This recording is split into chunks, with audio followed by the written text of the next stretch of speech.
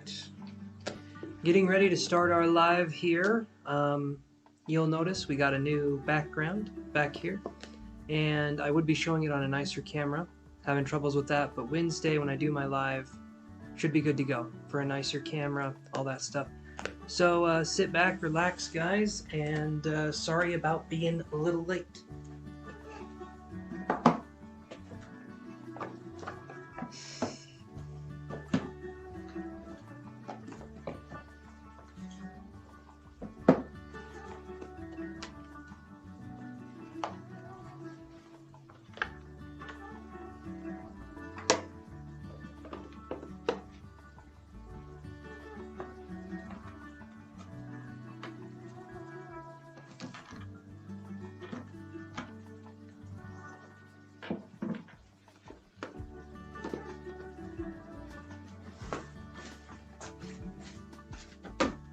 Just getting it all set up, everybody. Get comfortable. Let's see here.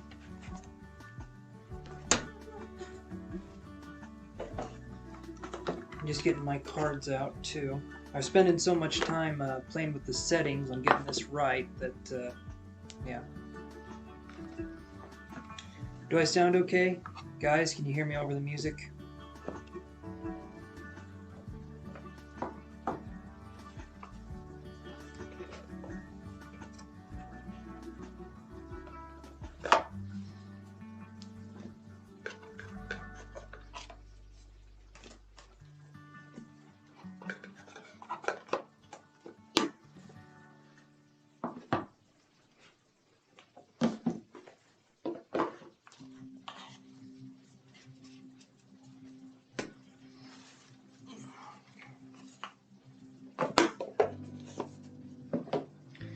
Okay, everybody.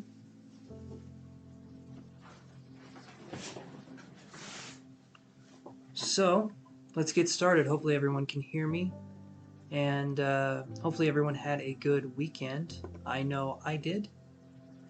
As always, relaxation is a Taurus snake's best friend. That's me. I'm a Taurus snake. You guys can feel free to comment down below what you guys are. Look at this new background. That's pretty cool, huh?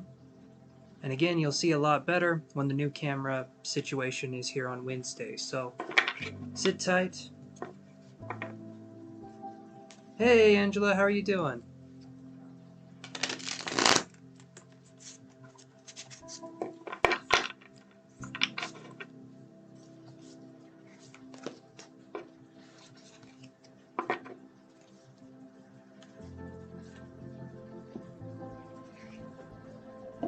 Oh, starting right off, Angela. Awesome. Good. I love hearing you're doing better. That's awesome. And thank you so much for the donation right off the bat. So I'll put you right at the top of the list here. I am doing good. I'm doing good. We got, like I said, we got some new stuff set up here, and I've got some new. Well, I'll show you these things here.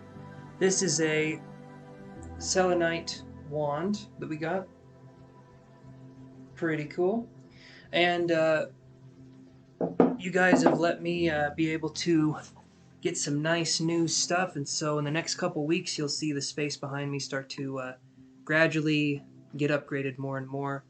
And like I said, the camera situation is on Wednesday. So see what we got here. Alright, so Angela for 10 starting off, and yeah.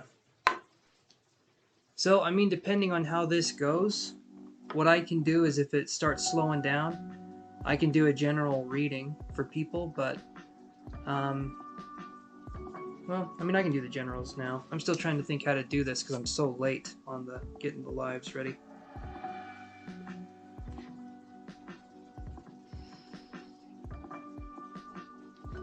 Okay. Well, let's do the generals. So we got we got Tuesday and Wednesday that we're going to do. So let me do that, and then Angela, you are right up on the list here. So, awesome. Thank you. Thank you. How about the music? Is the music okay?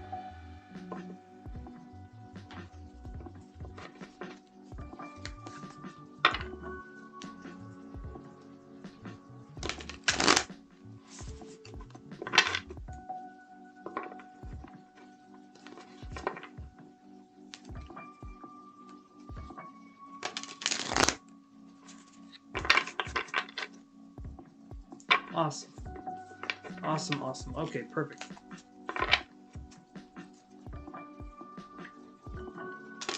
Thank you, Cephla. Okay, I'm glad. I just want to make sure it's a nice kind of environment, right? A nice little setting.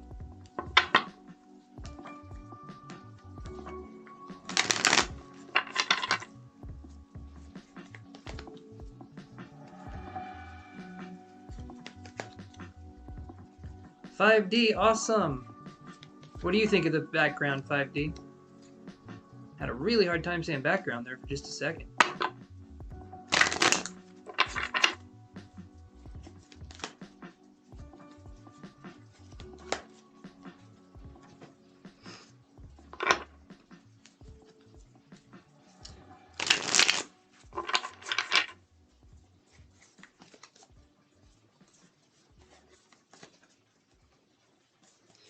Hey Maria, how are you doing?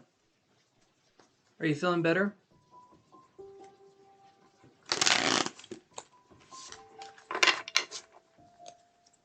Yeah, I know. There's a little bit of an echo. I haven't changed that setting yet. Hey Amber. Happy Monday to you too, my friend. I will get it all changed and I'll get some stuff looking a lot better, but yeah, I had to use the other camera because the other one was not fitting. No. Okay, so let's get started here. Good. It still sounds good. And I'll get that worked out. So I'm gonna put this down just a little bit more. Awesome, thank you, Christine, and thank you, Amber. I'm glad you guys like the background. My girlfriend picked this one out, and I love it. I love it right here. So she knows what I like. I like soft, like watercolors, like the colors here. And so we got pinks and blues and browns, and just, it's gorgeous, right? And yeah, I just love that. So I'm gonna put that back down so you guys can see me a little bit more. And we got some lights over there. Well, thank you. And, well, I mean, I should be thanking her because she's the one that picks it. But. Let's get started, you guys. And Christine, thank you so much for joining the Patreon. Honey, I mean it. I do. 5D Pixie's the girlfriend, in case you guys are wondering. So, seriously, looks great. It'll look even better with the new camera. I'll stop talking about the new camera setup. You'll see it on Wednesday, let me put it that way. Okay, so... Yes, Angela, me too. Let me look at one more thing here, and then let's get started on our generals. And go from there.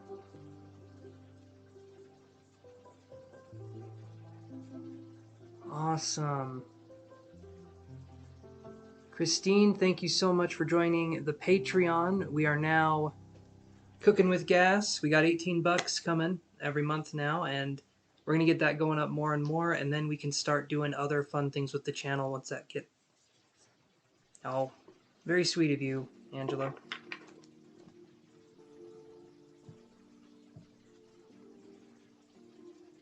Okay, so let's... let me lay these cards down. Oh, we got some music here. Okay.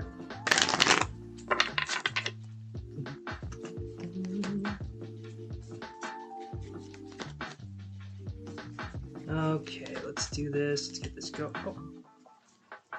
So guys, pile 1 or 2, we're going to do, this is for Tuesday.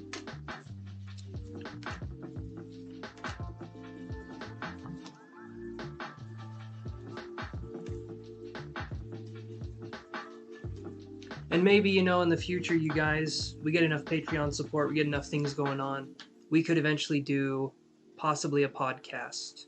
Angela is saying too, I don't know if you guys are into podcasts, but that could be something we do. Maybe once a week, like an hour-long podcast. Maybe. Okay, pile 2. So let's do that. Let's go to pile 2. Okay. So let me move these over here.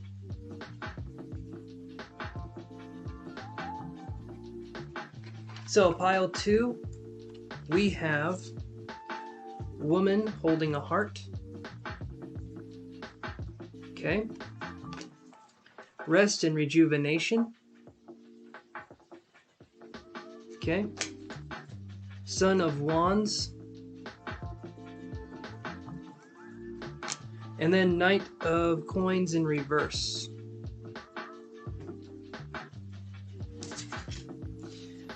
And what I would say with this, I know a little bit about Angela's situation. She chose pile 2.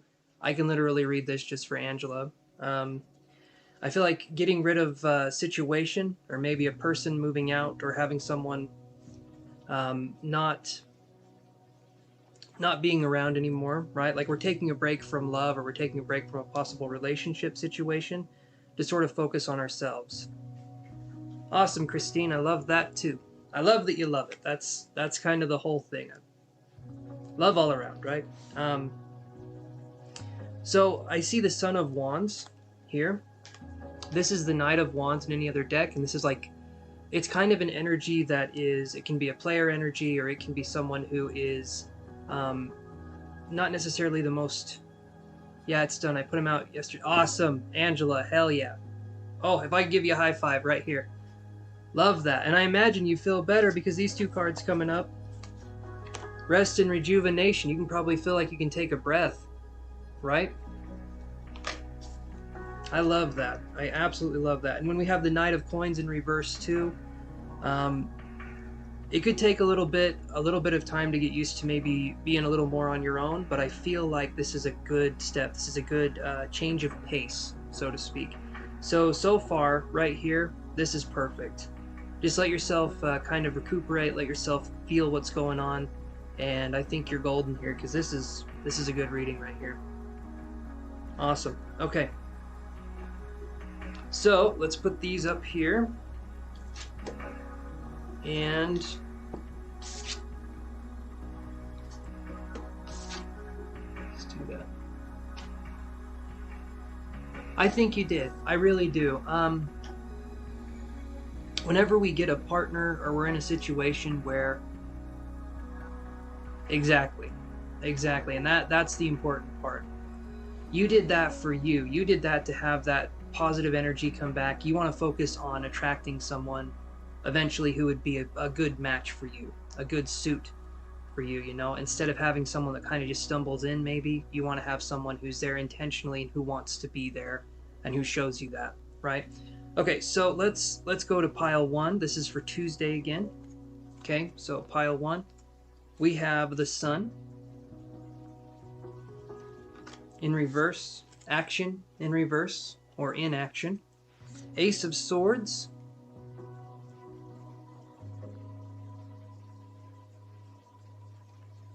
And Knight of Cups. Confusing card. Well, hopefully he gets it, and then that's the end, right? But this is what I see here. So we have, the reason why I say Knight of Cups, and I always look at this card and I'm like, I kind of pause a little bit, is look at how confusing this is. Just, I love this deck. It's my favorite deck. But this card confuses me because it is a cup.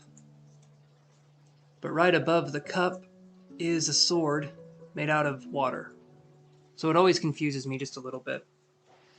Anyway, so we have Knight of Cups, the Sun in reverse, action in reverse, and the Ace of Swords, which is really interesting here because we're looking at starting something new. We're looking at focusing on something new or thinking about new ideas.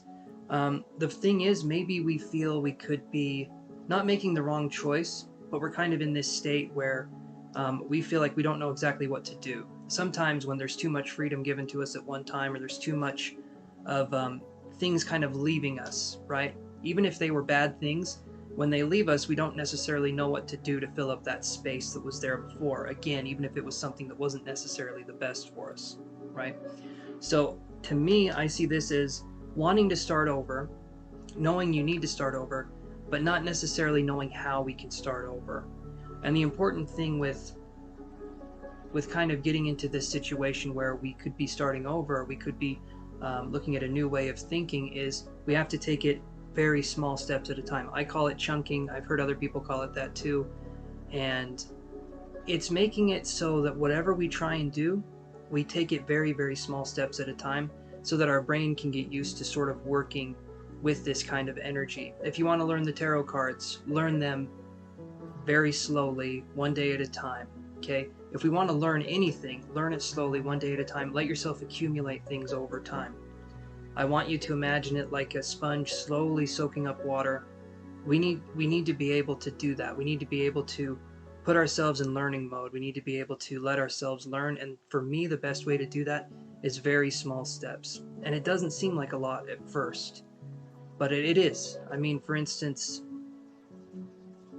if you take a little bit of time each day to try and improve yourself, eventually in a couple years' time, or even in 6 months' time, you've maybe read 5 or 6 books that you never would have read, right? You've maybe done things that you never would have done because we're taking small steps and we're not looking for a huge payoff or a big reward. We're just allowing ourselves to experience each day as it comes.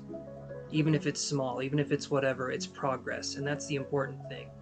And as a medium, as a spiritual person, anybody who's a spiritual person, we need to focus on always improving. And especially with that just little bit. So we always need to be just a little bit uncomfortable. We always need to be a little bit more in the growing phase. And that's the important part towards spirituality, in my opinion, is to keep growing and to not stop from what we're doing. Okay, so let's move on to Wednesday, and then we're doing the generals, or we're done with the generals. So let's see what we got here. So let's do this, put these up, do that, these up. Okay, I'm going to be shuffling the cards and just be talking here for a minute. So yeah, in my opinion, that's the most important thing we can do, is just learn something. Even if it's something small, or even if it's just whatever. I feel like being humble enough to learn and wanting to learn, which is hard to do, I understand that. That's the best thing. I feel like that's what helps keep us mentally agile when we're older too, is to be learning when we're this age. It's easy to check out of reality. It's kind of hard to come back in, but I feel like if we have curiosity in reality towards things we're interested in, it makes it easier. Hey Ibrahim, how you doing, buddy?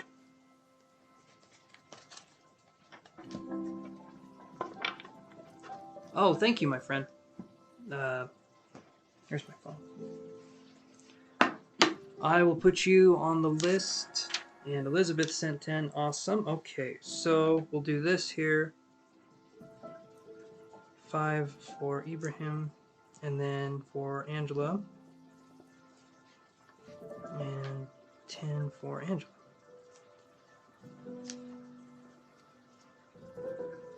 Or not Angela, 10 for Elizabeth. I mean, Angela's already on the list, but she's at the top. Okay. Pile 1 for Wednesday is what Angela is saying. Okay. And thank you, Elizabeth, for the donation. And let me check and see if I got that other donation here. I sure as heck did. Oh. And a payment from Amber as well. Okay, so we are already doing amazing tonight. Everyone is being super generous. Okay, and then we have... Okay. Alright, thank you, Amber, for your donation too. Yes, I did. I just barely looked at my phone, so I didn't see it at first. But I got the donation. So we're ready to go. So let's get these generals going, and then I can address everyone's questions for the time being. So let's do that. And thank you guys so much for being able to, for letting me be able to do this for a living. Just from your guys' support. That's been incredible, and I appreciate it. Okay. Pile 1 for Wednesday for Angela. That is what we will try then. Let's see what we can get.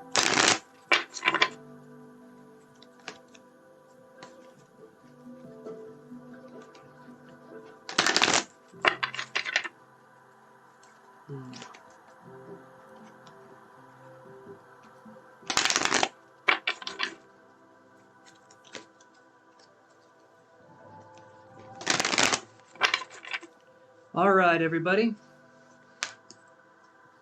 Let's do 2 of these cards for each one. Let's do 1 of these. All right, so pile 1. We're going to start off with, so pile 1 on Wednesday, we have Angel of Love in reverse. The Moon in reverse. The Emperor in reverse. And the 9 of Coins.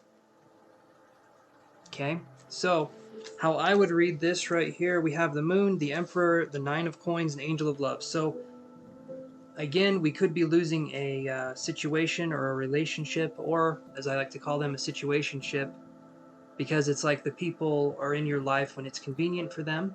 Okay, I hope you guys can understand what I mean by that. And when we have the Angel of Love in reverse, and then we have the Emperor in reverse and the Moon in reverse, we could be dealing with someone. And this, Angela, you picked pile 1. I'm not just reading for you, but it kind of correlates. So I'm not just reading for you right here. This is general, but the way I see this as well is it's like Angel of Love in reverse, getting rid of something that no longer serves us in a relationship, situation, like I was talking about earlier. The Emperor in reverse is these people didn't belong to us anyway. These were not our people. This was kind of like we're getting rid of what no longer serves us kind of an energy. And then when we have the Moon card in reverse, this is maybe we're not seeing exactly the kind of effect this will have in our lives. I think it's going to be a very positive effect, but I don't know if we've actually seen what's going to happen yet. So the subconscious of the situation hasn't necessarily manifested fully. I feel like this is going to be a good thing, but it's going to be like, you're going to be like later on, you're going to be like, oh, I did that. And maybe that will surprise you that you stood up, you did something, and you took charge in that situation. This is good, though. This card right here, this is the 9 of Coins. Okay, and we have a, I think it's an ocelot at the top. An ocelot is like a type of cat. They're very, very beautiful, and they make scary noises. And this is financial independence, or this is feeling better financially, or feeling like there's room to kind of do what we want to do, maybe start something we want to start, right? So when I see this as a really good place to kind of feel things out, so to speak.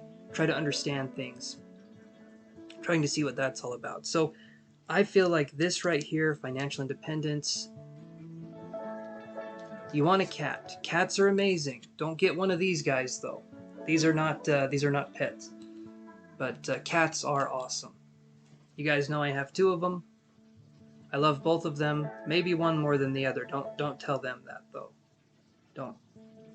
But that's what I'm seeing here. So this is good. It's like new beginnings, but there will be times where we pine for the old times, not necessarily to have them back, but because we knew what to do in the past. We knew a little bit more what to do.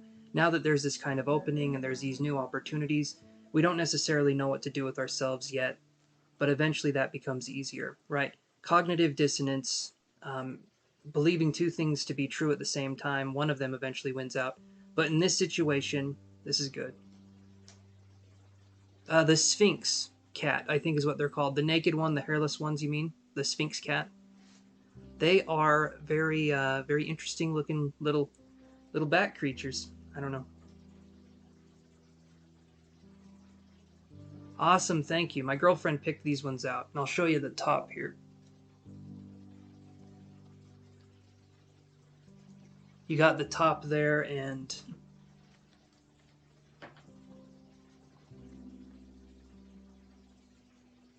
okay. So you want one KMSL. What is KMSL? Maybe I'm out of the loop here. I don't know. I don't know what you kids are saying anymore, and get off my lawn. No, I'm just kidding. But yeah.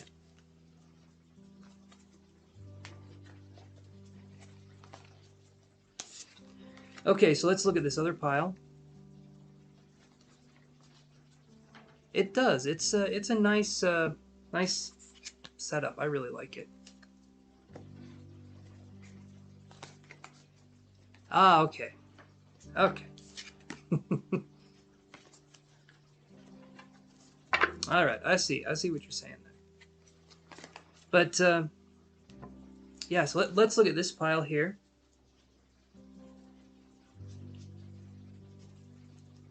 Your lawn is full of wisdom. My lawn is full of wisdom. I feel like I'm not.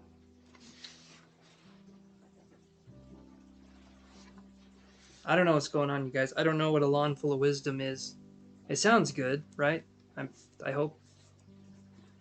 A smart ass lawn, I guess. It's some really smart grass. Okay, we got action right here. This is for Wednesday. We have Daughter of Pentacles in reverse. Okay.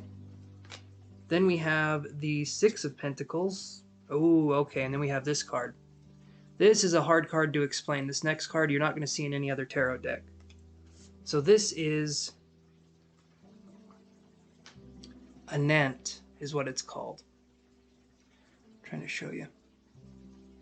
So you'll notice it is a baby kind of wrapped into a almost like an Ouroboros coil, right? The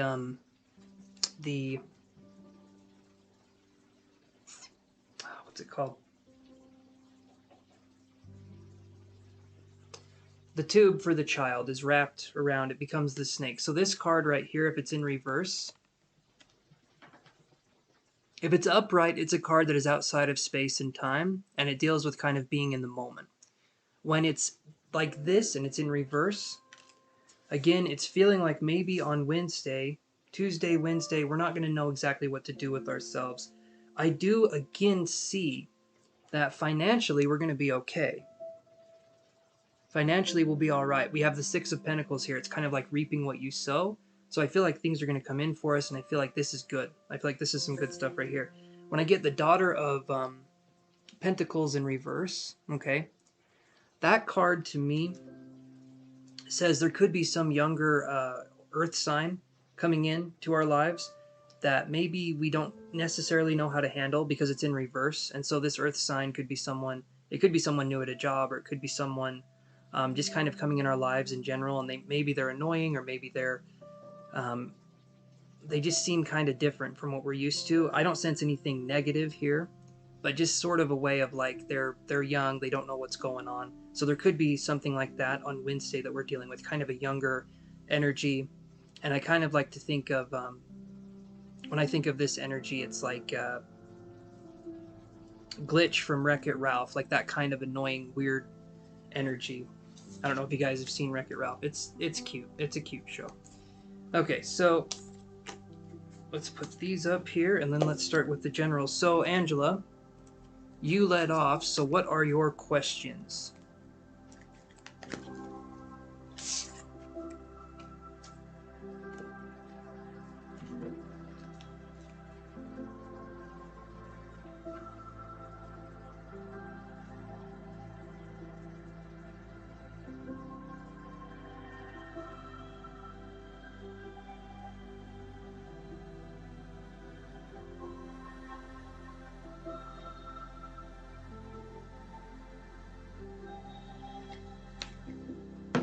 Yeah, take a drink here.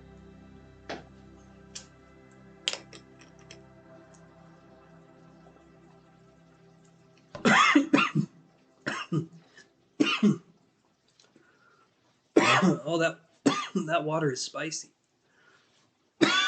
Mm. Okay.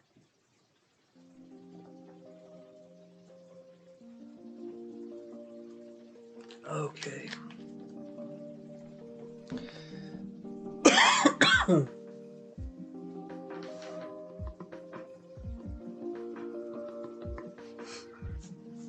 Let's look.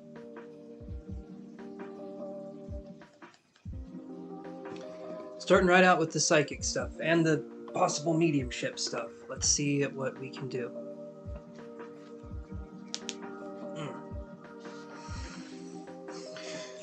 Okay. I'm going to actually use a different piece of paper for that.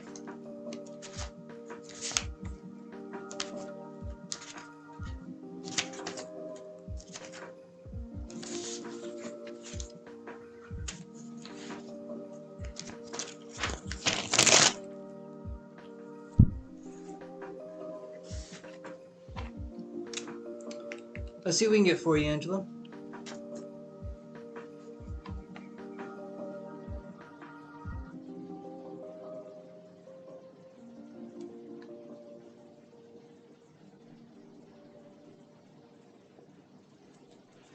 And I'm going to actually put this up.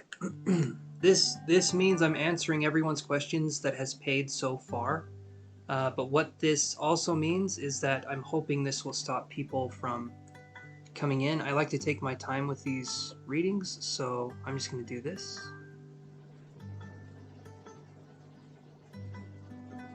There we go. The stream is not ending, okay? I promise you guys, it's not ending. It just makes it so people don't come on here and pay, because I want to take my time with whoever's paid so far. Okay. So, let's see what we got going on here. Is it okay if I connect with you? In this situation, you're wondering, so I think it would be okay.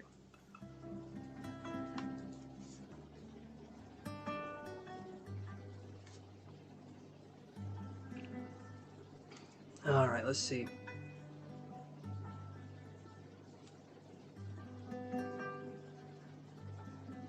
Okay, thank you. First thing I'm getting is, the first thing that popped into my head was it felt like a younger woman, possibly with a K name, either first or last name, but the K was kind of prominent.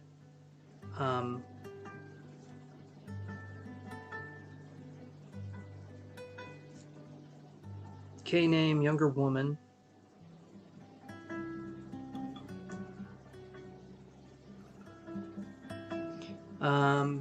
I get a feeling of your Uncle Tracy again, because we talked about that before. He kind of tends to hang around. I don't know if he knew this younger woman, but when I mentioned it, I felt like the K name person was giggling or they were laughing. So the K name, I feel like, could be a child or someone that was just younger for this K name. And sometimes we're visited by spirits that we do not know necessarily, like they just come and visit.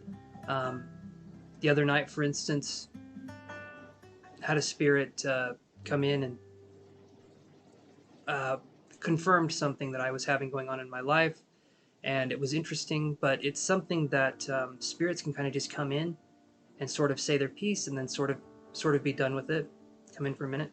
But this K name, this younger woman, Angela, does that fit anything?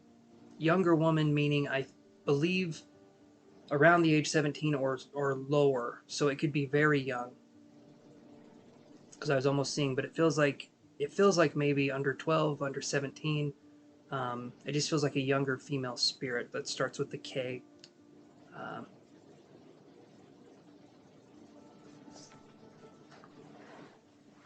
If it doesn't mean anything to you, that's okay. The uncle did come through, though. I'm feeling like that's kind of his place that he likes to reside, is kind of by you.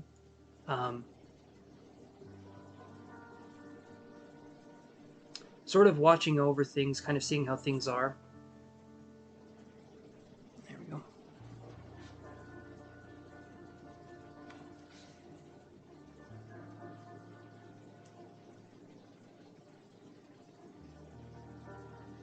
No, not that I can think of what happened to her. This one just feels like it feels like she passed when she was younger. Maybe it's a spirit that's tied to the land where you're at, or that's tied to the place. I get kind of a playful energy with this spirit. I don't get a feeling of like, oh, woe is me, I died. I get a feeling of like, I'm playful, I'm here, I'm in the moment kind of an energy. So it's kind of a more of a whimsical energy with this spirit, but it definitely feels like a young girl.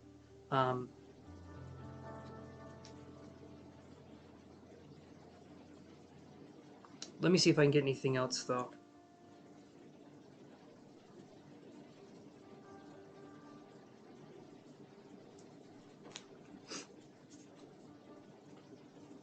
And then I'll put the other thing here.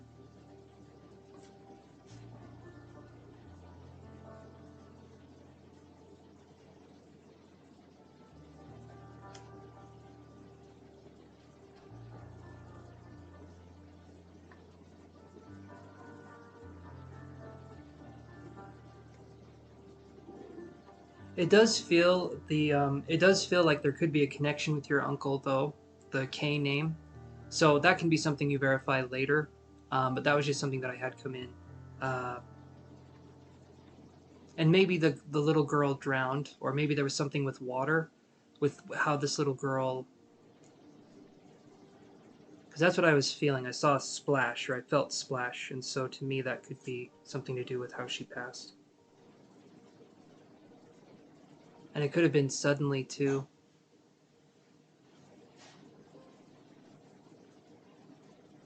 But it doesn't necessarily.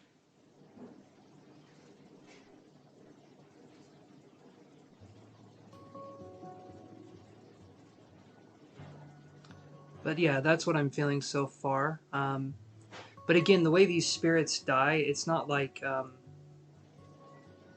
It's kind of like their energy, their personality, right? You're connecting with the spirit personality. It still carries on. And even though death is a scary process for the living, for them, it's kind of like they're on the other side and they're, you know, I can ask that. Let me see. So, does he have anything he wants you to know? It was a joy to connect with him last time, so let me see if I can connect again.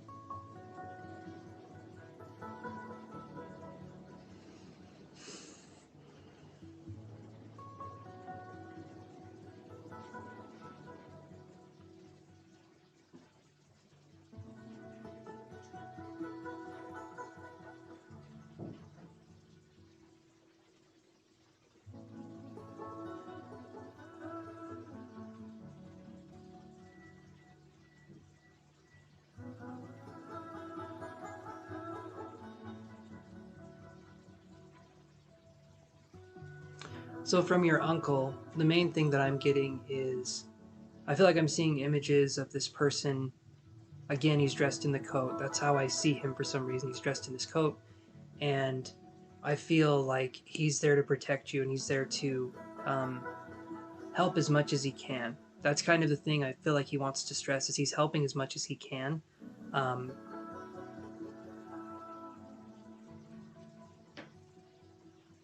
just give me a second here.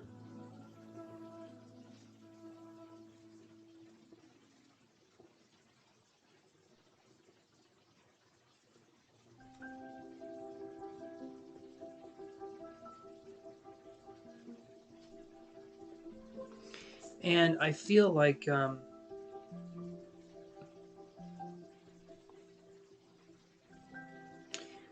maybe this uncle could be someone who helps you connect with your kind of spirit team in a way. I feel like from this source, there could be connection with the spirit realm because we trust this uncle, and there can be connections towards other things. With this energy, it's like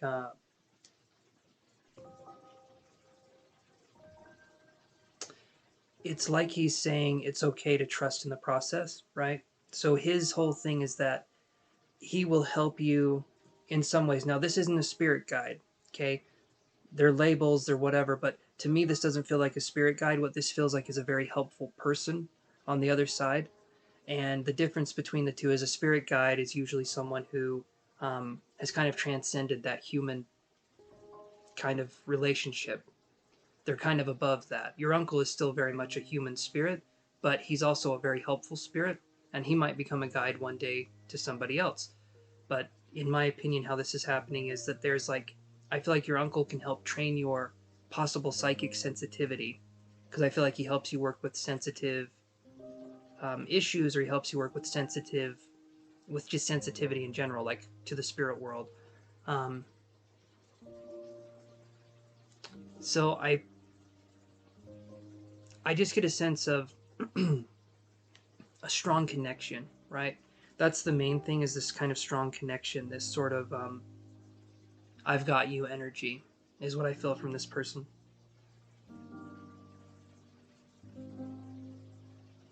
So that's what I'm getting from your Uncle Tracy. That's the one thing I'm getting. And the other spirit, the K name, maybe check in and see if that resonates anywhere. If it doesn't, that's okay. But that's what I was getting, Angela. Do you have another question?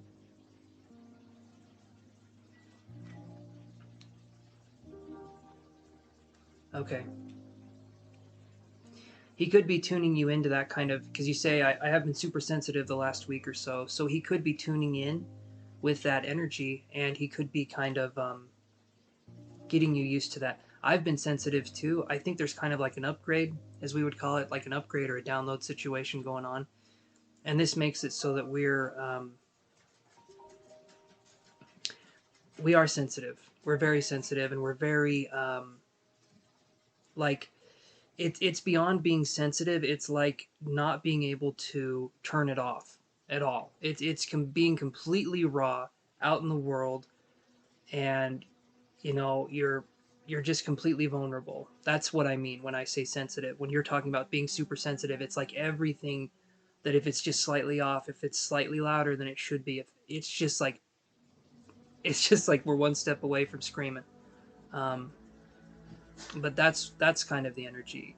That's kind of the energy that I was feeling too, and even up until today, been feeling that way. It's like very very agitated, and there is Mercury. Yeah, you feel everything.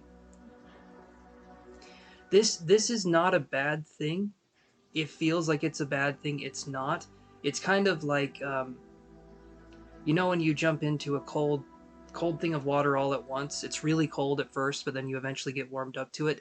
That's kind of what's happening to us now. We're being immersed into a world of sense of over sense stimulation, but eventually it'll start to normalize and it'll calm down. But right now it's that bracing cold kind of water feeling where we're like, oh, and we're upset, we're angry, but eventually that starts to fade away. But that's what I'm feeling, and I'm feeling he's specifically helping you with this part to maybe not have those moments where we freak out, but have those moments where, I mean, we're still feeling it obviously, but I feel like he's trying to take some of that burden and trying to parse stuff to you, trying to give stuff to you little by little as much as he can. um, that's what I'm feeling. So did you have another question, Angela?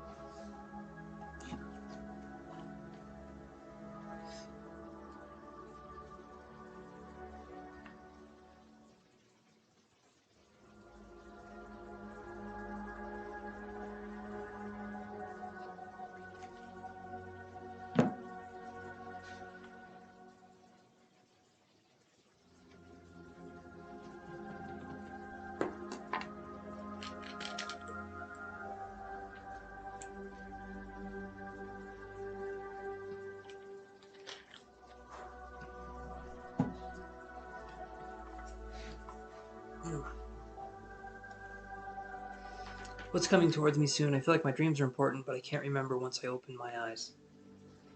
So if we want to look at remembering dreams, does anyone want to hear that? How to remember dreams? I'm going to address your question too, Angela. I'm just going to say, does anyone want to know how to remember dreams? Because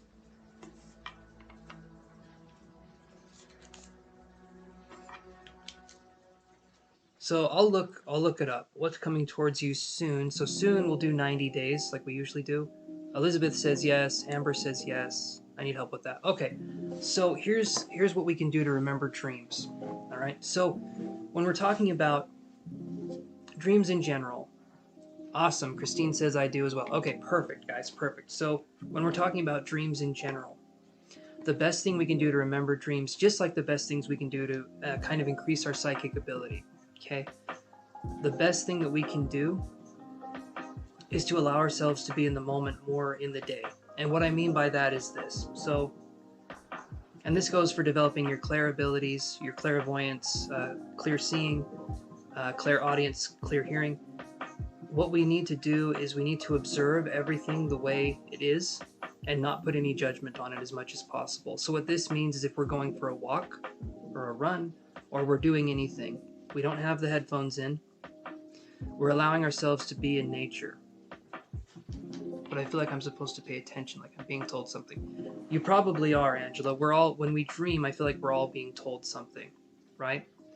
Had many of those dreams where you wake up and it's like you're grasping onto something, and as you wake up, you let go of the ghost, so to speak, because you can't hold on to it anymore. To me, that's normal, right? And anyway, so we focus on allowing ourselves to be in the moment more, to allow ourselves to dream, and to allow ourselves to remember the dream. As we wake up, it's kind of like we enter the normal reality again. Every time we dream, it feels like we sort of step into a place where we have amnesia. We don't know we're in a dream, and it happens every night. You'd think by now, you know, we would get the hang of it, but a lot of us are still sleeping, so to speak, even in our dreams. And so we go out, we are in nature, we hear things, or we allow ourselves to listen more. The more in tune we are with our reality, the more present moment we can be with our reality, the better we can remember our dreams. Because if we're always looking at our phones, if we're always doing something, we're always distracting ourselves, it's going to be harder for us to be in our dreams as well, because we're not paying attention in our waking life. Why would we pay attention in our dream life? Does that make sense? It's kind of like just allowing yourself to be in the moment, allowing yourself to be immersed in the moment is part of being able to do that. And with psychic ability as well, if you want to be a better psychic, allow yourself to hear, allow yourself to see. Don't strain anything, but allow yourselves to just see and observe, be an observer. And that enables us to have a better connection with that dream realm. But I'll ask your questions or answer your question specifically, Angela. So, um, did that explanation make sense, guys?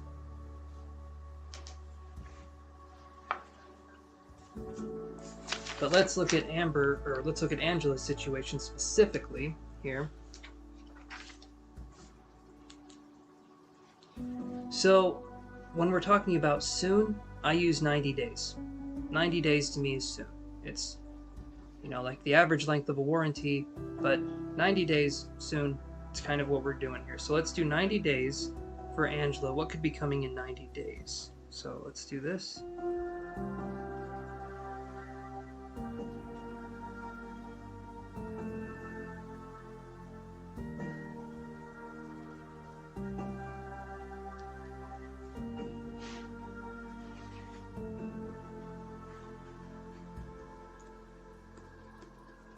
First thing that comes up that I'm seeing, Angela, is I feel like you could be attending a wedding or a get-together, not your own, but it's like I feel like there's going to be a wedding in the not too distant future that you're maybe going to be going to. Again, it's not your own wedding, but I do feel like that will be an event. That will be an interesting event. Um,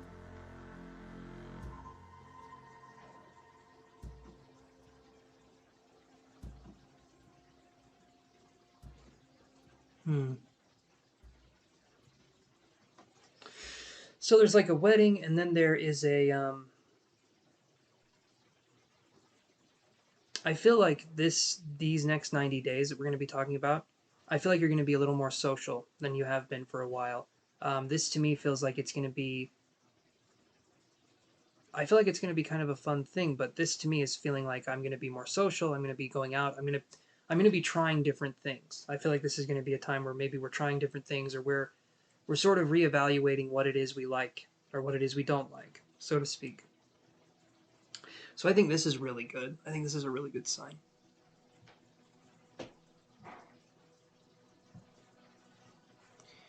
Okay, so let's look at this though a little bit closer. So 90 days, I saw the wedding, and then I saw another event. It feels like it's event after event, and I'm curious why they're kind of these big events. So um, it almost felt like a baby shower, a bachelorette party, a wedding. It felt like all these different things, and then I feel like I'm going somewhere with a pretty fancy dress code, or I'm doing something. Um, but I'm not sure where this is coming from because it feels like it's kind of just. I feel like it's happening as we're opening our horizons, and I feel like this is a.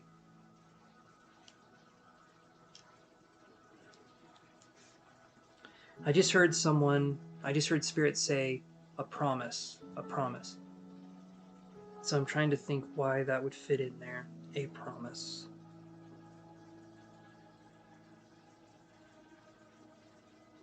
Maybe something that was promised to you could happen during this period. Maybe someone comes in, they promised you something a long time ago. Maybe there's fruition with that.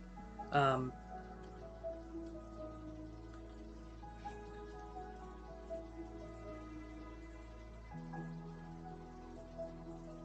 Hmm.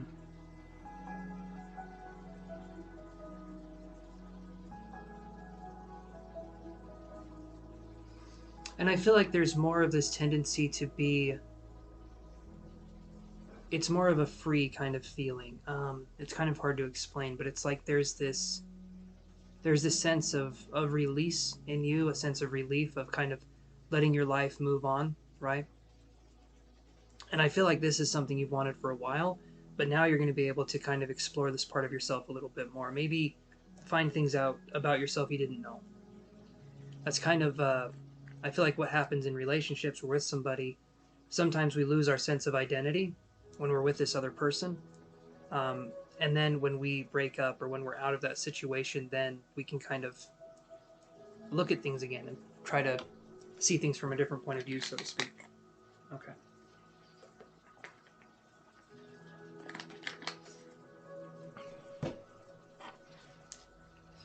But so the promise that I felt was coming in here. I'm wondering, it felt like it was from a man, right? Maybe family, I'm not sure, but it felt like maybe money, or it felt like maybe something coming in where there's help in that way.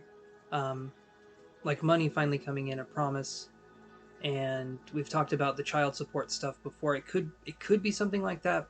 I'm not sure if that's it though. Um, but it does feel like things will start to become a little easier for you. I feel like getting rid of the person that was in your life and then taking that step, I feel like that's going to bring in more rewards. I feel like that's going to bring in more good positive energy for better things to come in. So I think I'm seeing this right here. This is good. This is good right here. And I feel like all this will happen in about 3 months. There's going to be events. There's going to be going to different things, or being able to say, awesome. Other than his TV, I won't hear anything else. Perfect. Perfect. So that's good. That's good. Allow yourself to keep staying in charge, because what I'm seeing here is that this next 90 days, it's the equivalent of the butterfly stepping out of the cocoon, right? And what does the butterfly do when it steps out of the cocoon at first? It flaps its wings, it kind of like exercises its wings a little bit, and then okay. I'm sorry. I'm so sorry. I read that as a okay. Will you hear anything else from Steven? Let's look. Let's actually look at the cards. I've got the love cards right here. Let's look at that. Actually, let's do the energy cards instead, because this isn't necessarily a love question. Let's see, Angela. Sorry about the misunderstanding there.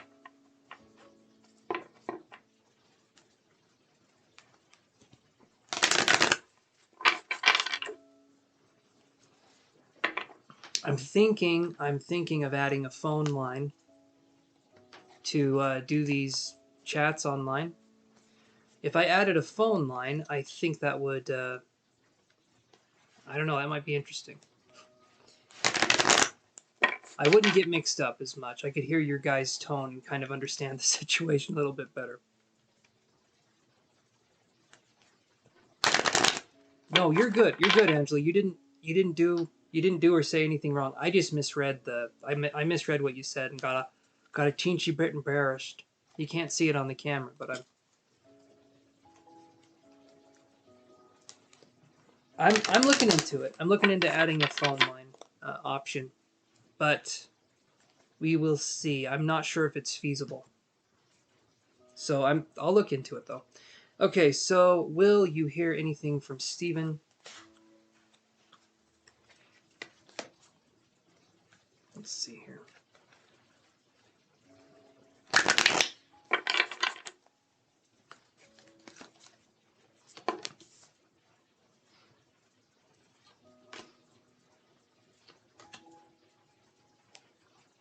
So I get these three cards. I get indecision in reverse, broken heart, and door to spirit. So here's what I think is going to happen, Angela. Here's what happens a lot of the time. When you're starting to feel better, when you're starting to feel like things are calming down, things are kind of hitting a stride.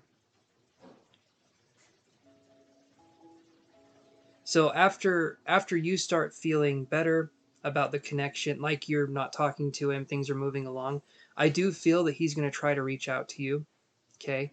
And at that point, you can absolutely say no, because why would you go back into this if this is something you didn't want?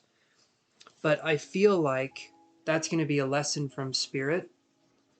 There'll be one more time where I feel like he tries to come back into your life in some way, and you're going to have the opportunity this time to say no and to make it so it doesn't go any further. But that's going to be kind of a lesson from spirit. That's going to be kind of a test. He'll come back, or he'll have a sob story, or he'll have something. And your role in that relationship is to remain, in this scenario, is to remain strong and to not give in to anything. Like, just be like, okay, you're on your own, kind of a thing. I'm not getting involved. And then have that be the end of it, if that's what you choose to do. I do feel like, though, once you start feeling better about things, once you've started to feel a big sigh of relief, even more so, and started to accept things, and maybe even started dating, started getting out there in the world, I do feel like he is going to come back.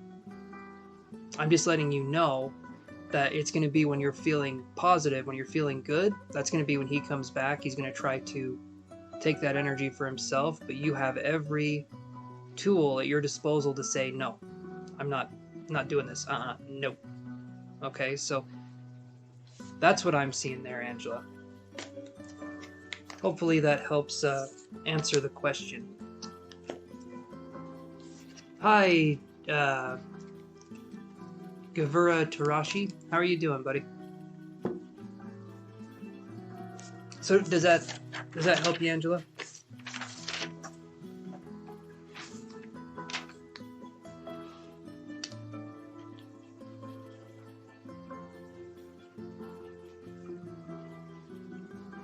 Yeah, SMH indeed. But you have more control than you realize.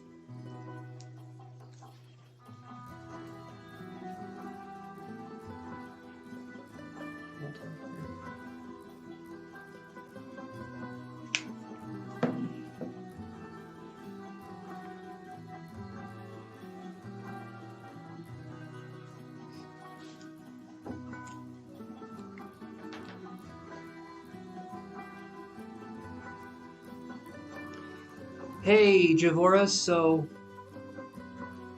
your trip goes planned on the 4th. Let's look at that.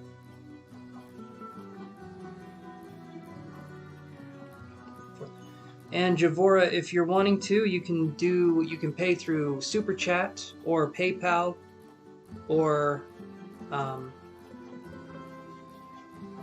me actually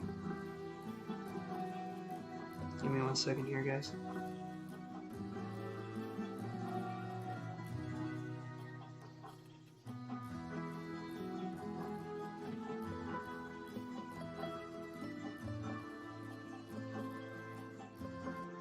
Let's do that one instead.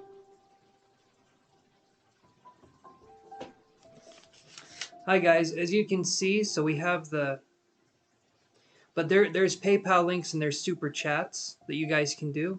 If that helps, it's down in the description. You guys can do that. I don't have all the links right here, but you guys can absolutely do it that way if that helps you. So the 4th of June, let me look here.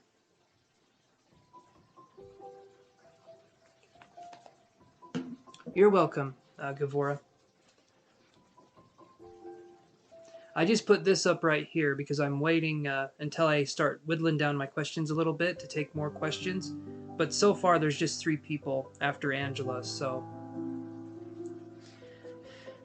Okay, so the 4th. Let's look at that energy here.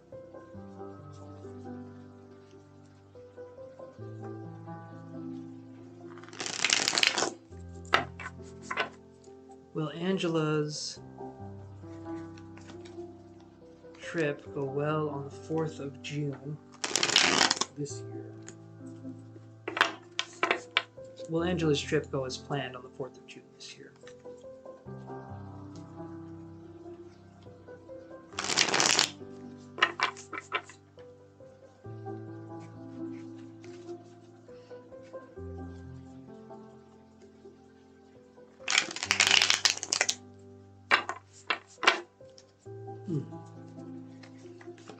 All right, let's see.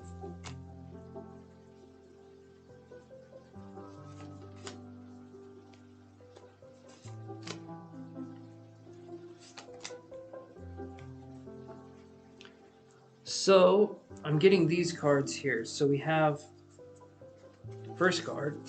First card is Temperance in reverse. Okay. And I'll read that one here. Temperance in reverse, the Hierophant in reverse. Okay. So when I see these two cards right here, the Temperance and Hierophant in reverse, these are some... So it could be a trip where we need to temper our expectations, right?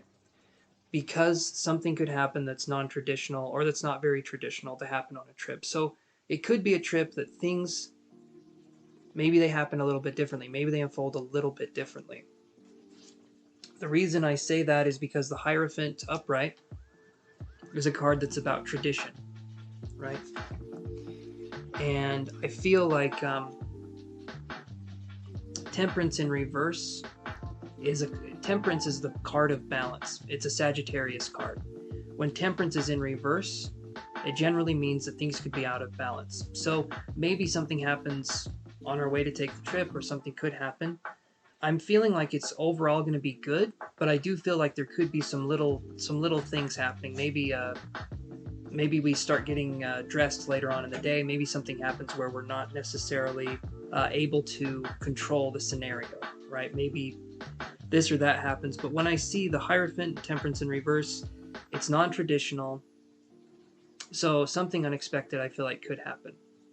Not necessarily. Not necessarily, because I get this card. I get the Ten of Swords. I get the Ten of Swords in reverse. This card right here is kind of graphic looking. When it's upright, it's like a bison, right? And there's a sword going through his eyes, and there's all this stuff. But when it's in reverse, that's overcoming anxiety. So I do feel like maybe something happens that's positive, but it's not. It kind of comes out of left field. So maybe, for instance, maybe the trip's delayed by a day or maybe a week, or maybe something happens, but it's not necessarily bad. I feel like the trip is still going to happen, but it's going to be something. There could be like a delay, right? There could be something that happens. I also got the Mother of Swords in reverse, so there could be an air sign. So we're looking at Libra, Aquarius, or Gemini, right? There could be that kind of sign.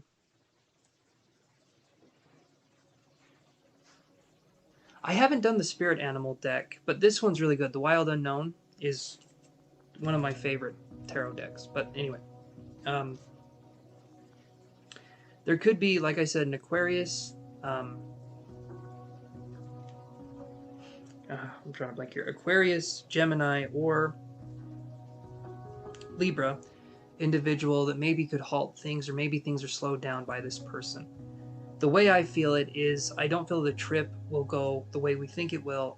Something's telling me there could be a delay. I don't think it won't happen, but I do feel like there could be a possible delay here with all these cards. But then when I see the Ten of Swords in reverse, maybe when there's a delay, maybe there's a relief that there's a delay. Maybe something happens and we feel a sense of relief because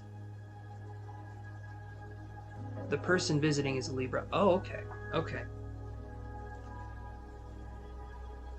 So when I see this here, how do you feel about this person, Angela? Because I got the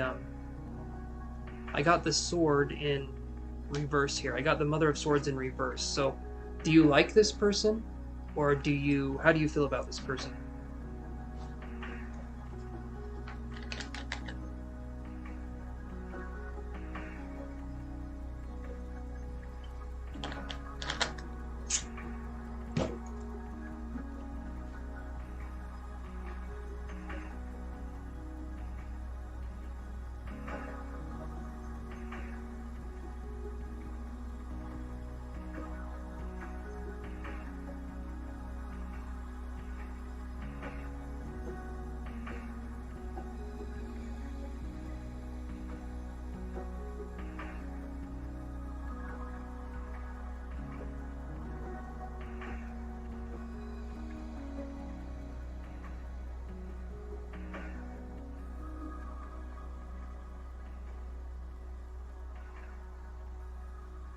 You like them so far. Okay. So realize that I would say with this situation, just like with anything, um, take your judgment, kind of see what's going on, and if the person is showing you behaviors that you don't necessarily like, don't feel like, don't try to turn them into something else. See them for what they are. I'm not saying that they do have these behaviors, absolutely, but what I'm saying is that if there's a delay, if something happens, let things kind of take their course, let things play out. But yeah, and just look at things objectively and kind of see what's going on with the person, because this right here is feeling like it just feels like that kind of thing. So I would say just let yourself focus on that. No, you didn't, Ibrahim. You're up next, my friend. I'm almost done here with Angela's reading. So just keep an eye out, Angela. And if there's a delay, there's a delay. But that's what I'm seeing here. So hopefully things go off and everything goes okay. But that's just what I'm seeing. And things can change too. So. And no, Clarissa, no free reading. Sorry about that, but also not sorry. Um, okay, so Ibrahim, my friend, what was your question? You're scaring. I have anxiety. Oh, I think it'll go okay, Angela. What I was seeing here was that it's going to be, there could be a delay, right? There could be something that happens where it's delayed. I'm not seeing it necessarily going bad, but yeah, that's what I'm seeing. There just something could happen where there's a delay, or there could be maybe miscommunication of some sort. But just play it by ear and kind of let yourself be in the present moment with the situation and see how it unfolds, right? I think that's the best thing. And you're very welcome, Angela. You got this. You got this, Angela. All right, so Ibrahim, my friend, what is your question?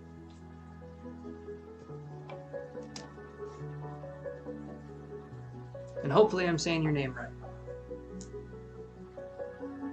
You've never met this person in person. So keep your wits about you, Angela, and see kind of what happens. That's the only thing I'm saying. Just see how it goes, okay?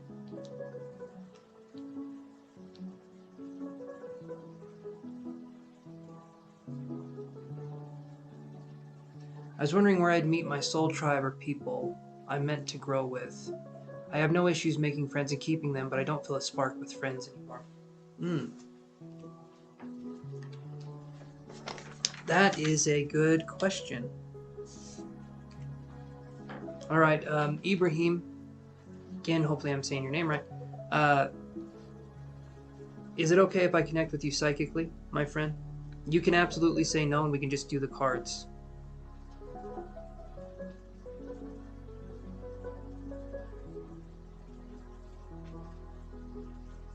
Let's see.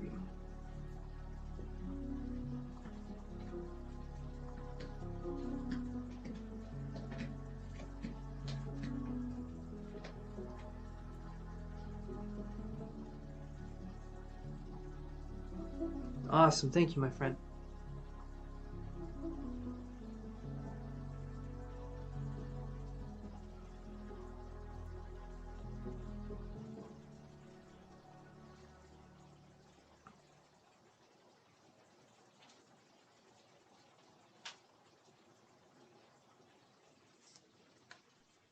Hey, Quantum Love, how are you doing?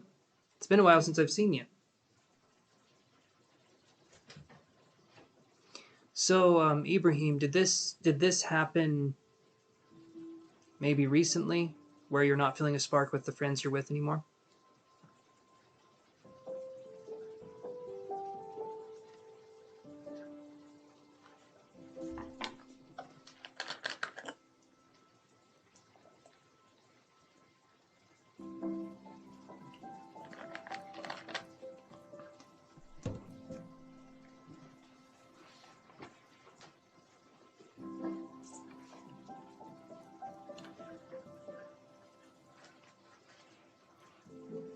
The reason I'm asking is because it sounds to me like there could be signs of a kind of a spiritual awakening where uh, imagine if you're a size 8 shoe, you wear a size 8 shoe, and overnight your foot grows into a size 12 or 13, and you're trying to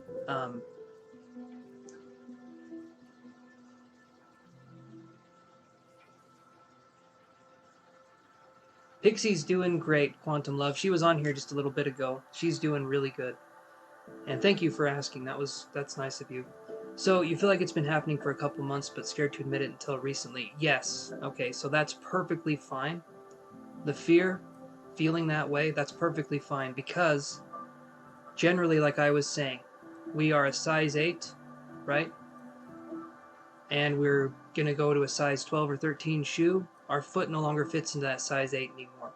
So what do we do with our feet, right? This would probably be my second spiritual awakening. I'm feeling like this is, right? We're not connecting with the people around us as much anymore. We're not feeling... Oh, thank you, Quantum. That's very sweet. That's very sweet. Let me see what I can get here.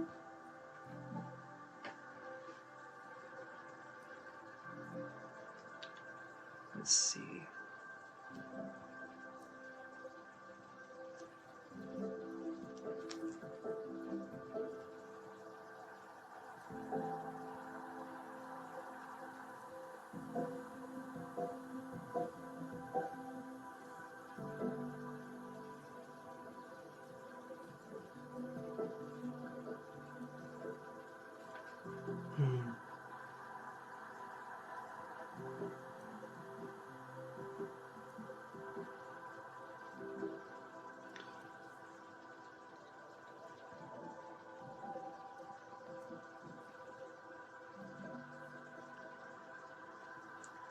Very nice, Quantum. So, this right here, what have you done so far, Ibrahim? Because the way I'm seeing this, I feel like I'm falling. It's a sense of feeling like I'm falling, and then I feel like I'm searching for something very specific. I don't know what it is, but it's very, very specific, and that to me kind of feels like the energy that's going on. It almost feels not erratic, but it feels kind of like there's a gnawing on my consciousness, right? There's like this whispering or this call on my consciousness. Yes, that one's Yoshi. Yoshi the cat.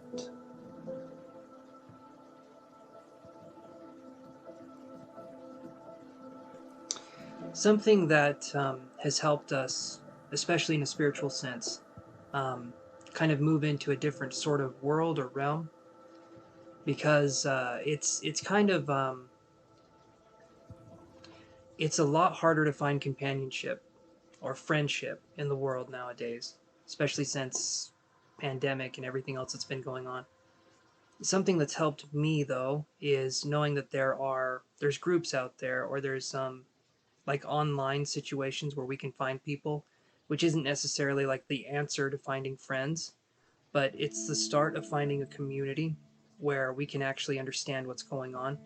Sometimes we build up a group of friends around us that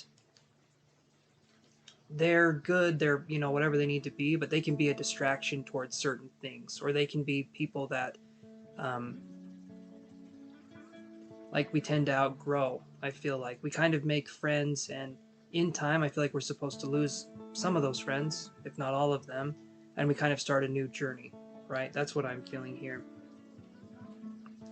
And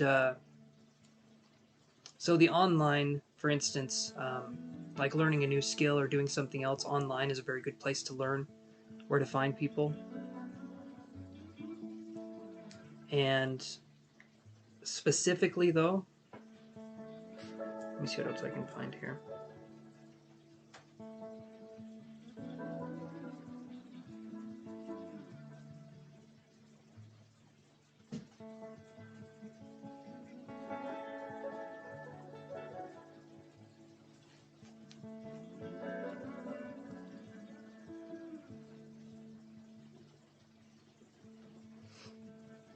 And this is something, Ibrahim, that this will get easier with time.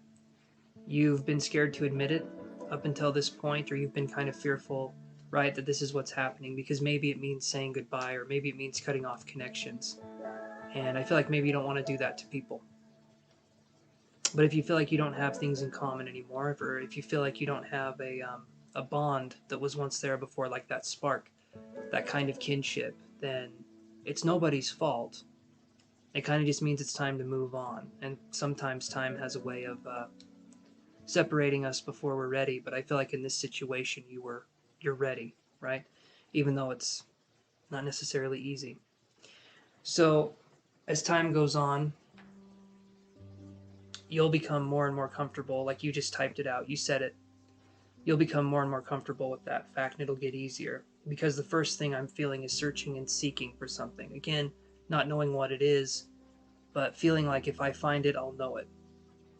And I feel like the best thing we can do at this point in time is sort of dissolve our identity as much as we can. The person we were when we were with our friends, the way we were, how we interacted.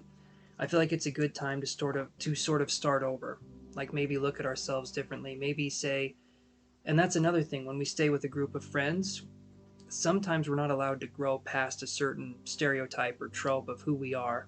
I feel like the reason why we want this, right, yeah, the self-discovery.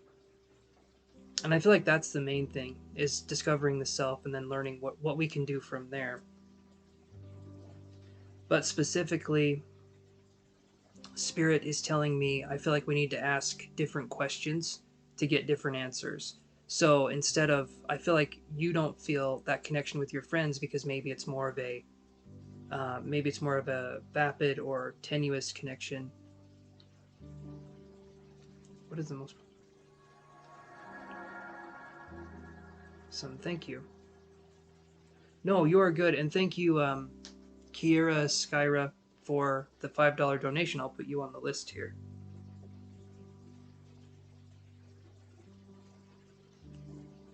So, Ibrahim, does any of this make sense so far?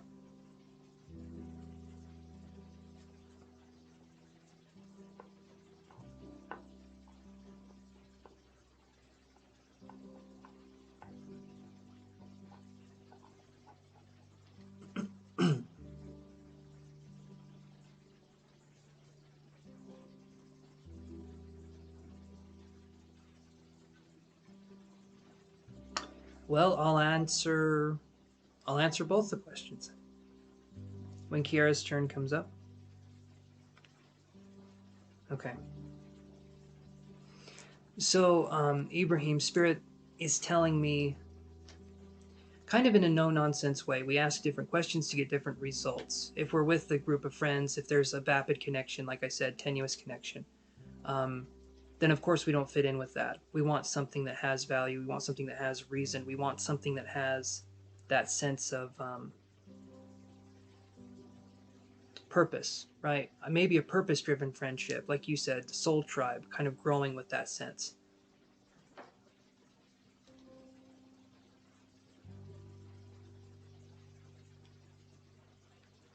Right. You're interested in other people looking other ways. So, the first time you went through your spiritual transformation, I imagine that was kind of not necessarily a similar situation, but I imagine there was some similarities for the first spiritual awakening that you were talking about. And that's where, again, the asking different questions. What I mean by that is that we made these friendships.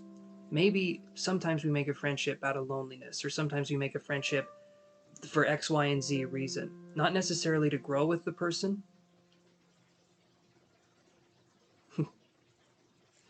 but that's what I'm seeing. That's what I'm seeing here, is that we have to. Give me a little bit more. Give me just a second here.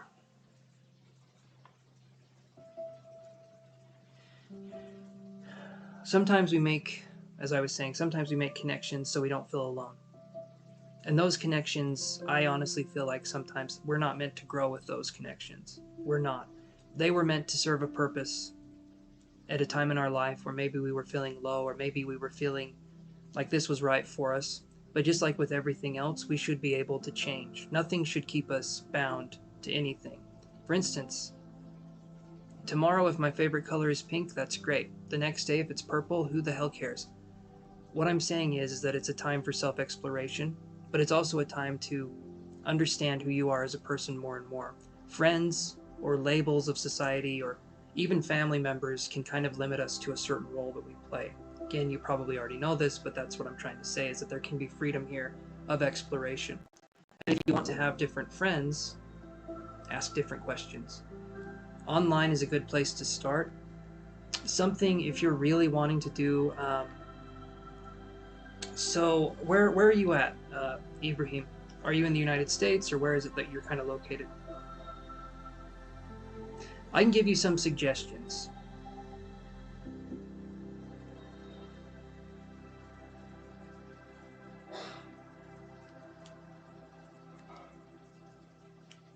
Yeah, Quantum. That's how it goes sometimes.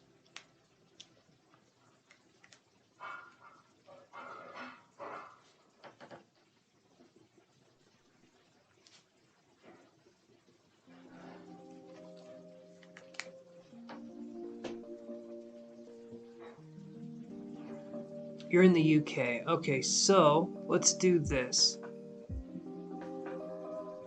First, I'm going to groove for just a minute.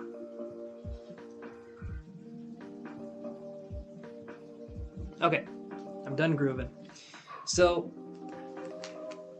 something that I had, I tend to be more of a, let's say, loner person, right? I do this, I talk with you guys. I'm not very social. And that's the place where I'm at in my life right now. I talk to you guys, that's kind of my thing, right? But this right here, if you're in the UK, so when I was going through kind of one of my spiritual awakenings, I did an ayahuasca ceremony. Awesome.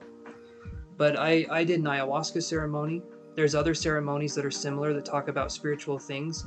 And in my opinion, generally the people that you meet there are people that you can vibe with, people that can understand it, because they're kind of there for a similar thing. It's like an expansion journey.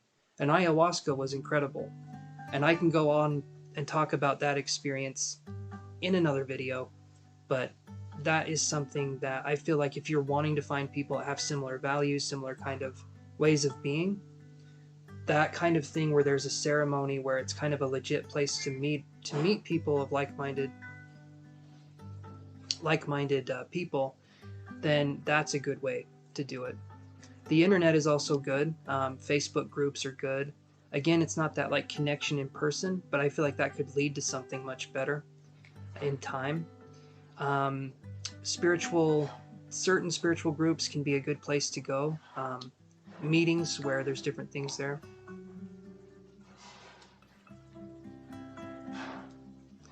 But it is, for me, that was a pretty life-changing experience, and also very eye-opening. But there's like-minded people. There's groups there. There's people that want to get to know each other, and spiritual workshops are a good place too. It really just depends on kind of where you're thinking of going, because right now, the one thing I feel like you want more than anything else is that connection, and I feel like these places offer a connection. If you're not looking for anything else other than just a connection or a human bond that way, I feel like that's a good place to start, because it helped me, and I met some lovely people when I went and did that. And they're similar people to how me or you would be, where they're also looking for truth. They're looking for something.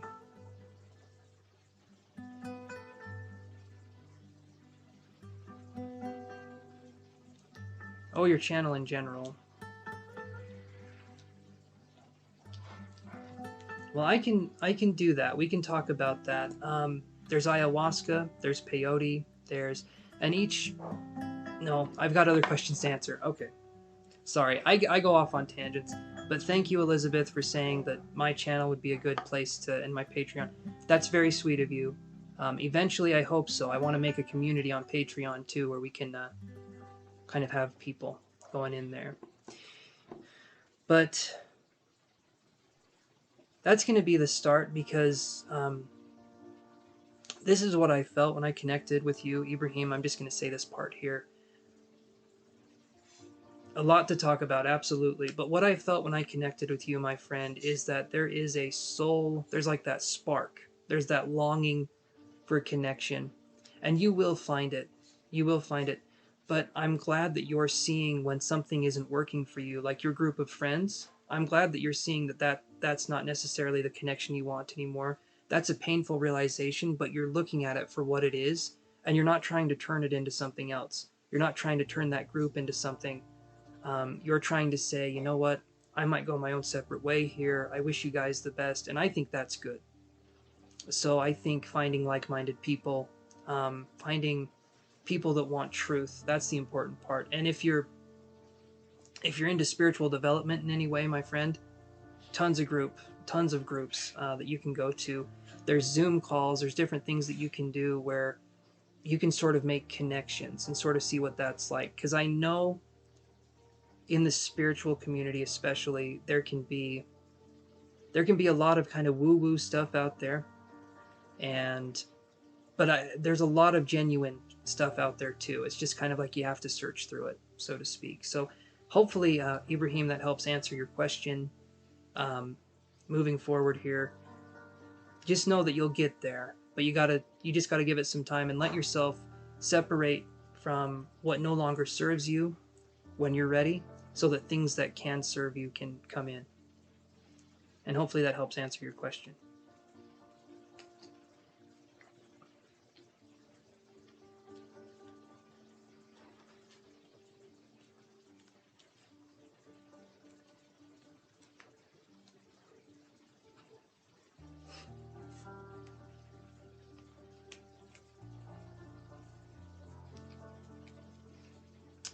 Yeah, I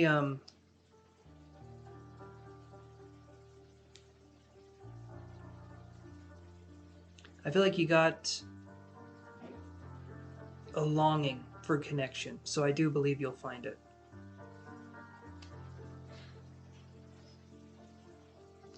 I do feel like you're someone, well, you said you kept this to yourself. You came on here and you talked about it.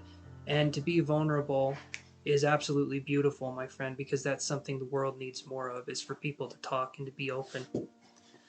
You know? That's one of the harder things, to just be vulnerable.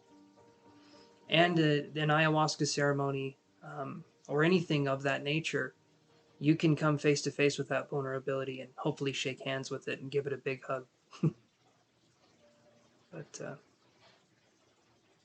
I think so, Quantum Love. I do think we all experience this.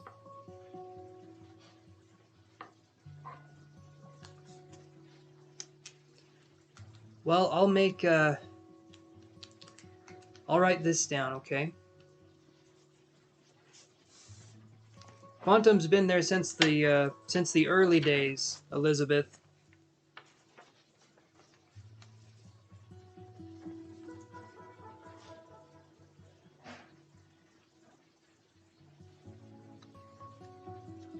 Ended up with woo-woo spiritual people now. Fake empaths, so to speak, but they're lovely people, so wish them the best. Yeah, you seek something deeper, my friend, and I can understand that. I know there's other questions here, but because this is to me, this is kind of something why I started the channel. Ibrahim, are you looking to develop psychic ability or spiritual gifts of some kind? And be thinking about that, okay? I'm not going to give you a sales pitch. I can give you something. I can give you a little guidance in a direction if that's something you're wanting to do. But give me 1 second, okay? I'll be right back.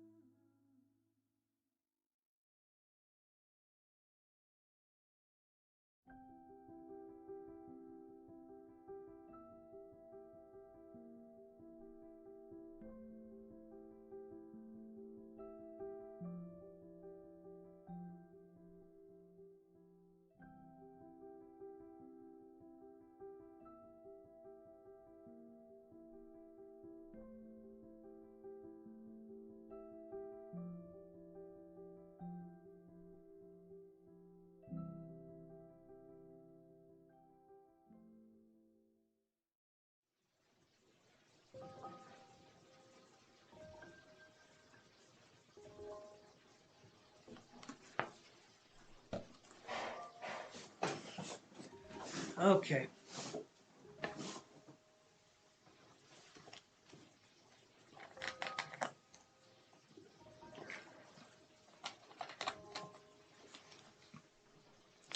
There's a lot of stuff online that can actually help.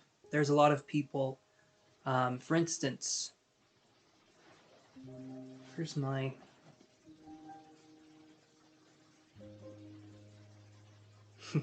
Awesome, Quantum. I don't have the book right here, but generally it starts with kind of a thirst for wanting something, right? For me, that's what it was. I'm 32 now, and I started that journey 5 years ago. Like, really started it, and eventually it leads you to some amazing places and some amazing connections. In that 5 years, I learned a little bit how to do things like a little bit of telekinesis, how to do a little bit of basically a little bit of everything. Not a master in any way, but I had my ayahuasca experience. I had all these things, and all of it came from kind of an innocuous source. It was just kind of doing stuff online and being able to practice things and being able to find community. If you're wanting to develop mediumship, I have a couple groups that are all about developing mediumship, and that is filled with people that are on spiritual paths, a spiritual purpose. Um, Lots of stuff. Lots of really good stuff is out there if you're wanting to look. We don't have to become practicing mediums by any means. Oh, thank you, Ibrahim, for subscribing. I appreciate that, my friend. But we can also just take it one day at a time and just sort of let things unfold. Um, Learn something new in the spiritual field. I mean, I can give you some resources right now, and those resources can kind of guide you to other people. Um, if you're looking towards mediumship, Gordon Higginson is really good, like really good, one of the best. If you're looking, I mean, he's not alive now, but no, you're very sweet, Elizabeth. Very, very sweet. Um, but there's tons of books too that have helped, like this one. Hold on. So, Ibrahim, are you interested in like developing yourself psychically or spiritually? I've got some books I can recommend. I don't want to push things on anybody. I just have books. Because I've been there too. I've been someone who was not wondering if it's real necessarily. Actually, I'll be flat out. Yes, I wondered if it was real for a long time. And then I had experiences happen, and then that cognitive bias started to separate further and further, and now I believe it's real 100% instead of doubting myself constantly. Okay? You're psychic, but you doubt that you're psychic, but you want to be psychic. Anyway, I'll be right back. Hold on.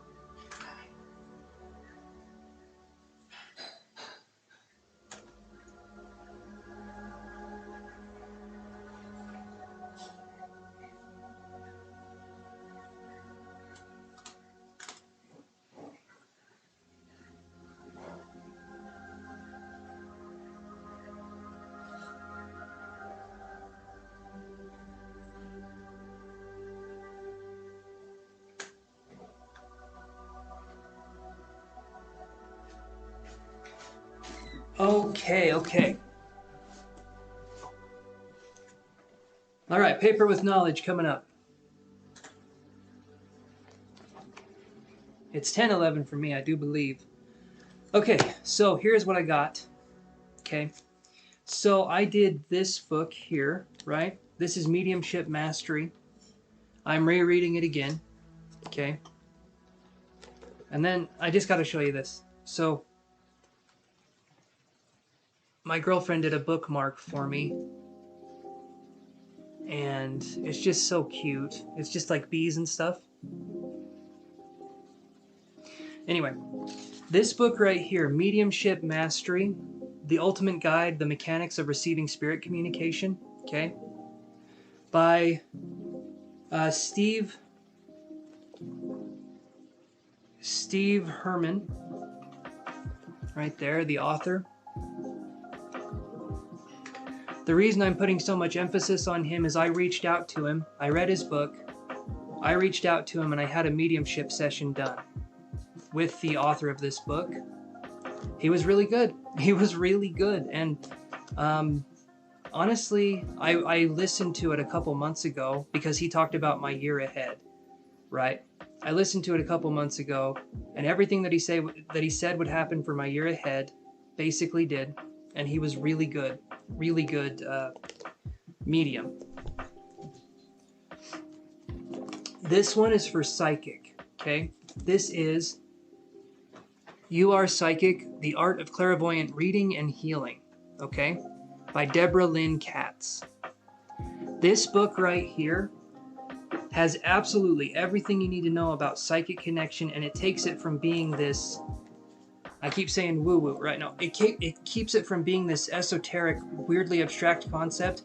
It puts it in normal speaking terms. It puts it in very mundane speak, where anyone can read it, anyone can learn it, and you can understand the basics of the psychic connection.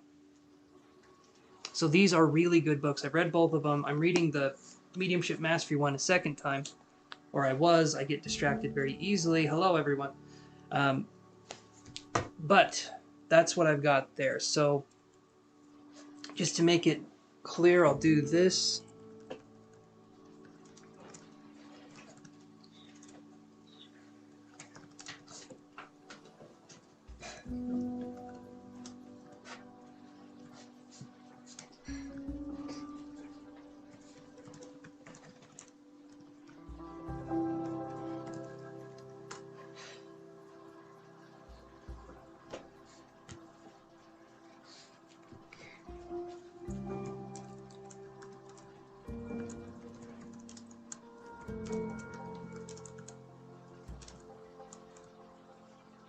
And I'll help you with this too, my friend, okay? So Ibrahim, these books, when you understand how the psychic world works and how psychic ability works and mediumship, what you can do is you can go into a group on Facebook, or you can go somewhere else. You can see if their values match up to what you've been learning, which they will if you're using these books. And then you can find people that are very like-minded and that are serious kind of studiers of the spiritual world. And that can be something that helps you find a sense of community in a way. But hopefully that helps you, my friend. I wanted to really be thorough with that question because, yeah, I understand. I get that. Two really good books, and definitely would recommend the actual medium, Stephen Herman. That's why I was having a hard time. Is on the back it says Steve. Okay, that's why I was having a hard time. I thought it was Stephen, but it said Steve. So his name is Stephen Herman, and you can check him out too. So, does that help you address your questions, Ibrahim, my buddy, my friend?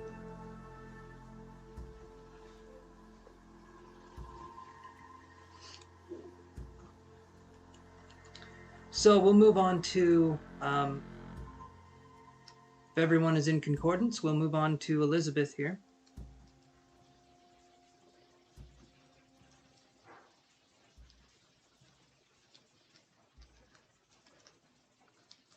I've never been to Sedona. Everyone says there's a village of mediums there. I think they call it Lilydale or something like that.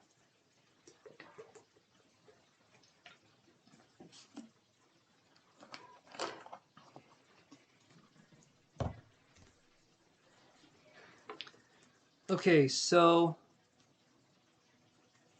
Thinking we'll go to Elizabeth's question now.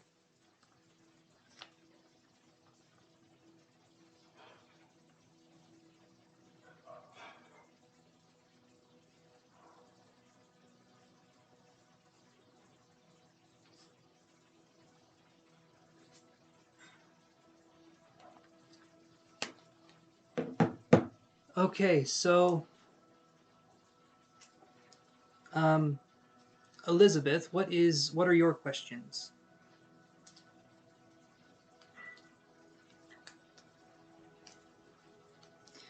So it's Elizabeth here, and then we have Amber, and then we have Kiera. Hopefully I'm saying that right.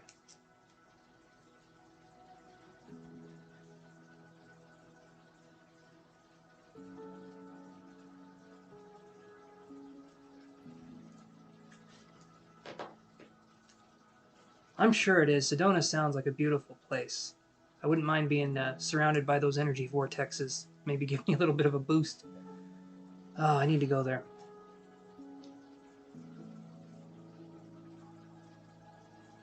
My question is similar to Ibrahim's. My best friend and I feel have been having a disconnect for a while, and I've taken your advice and set my boundaries with her, and I got huge backlash. She was very rude and said harsh things to me. My trip also got canceled because of this. Oh, Elizabeth, I am so sorry.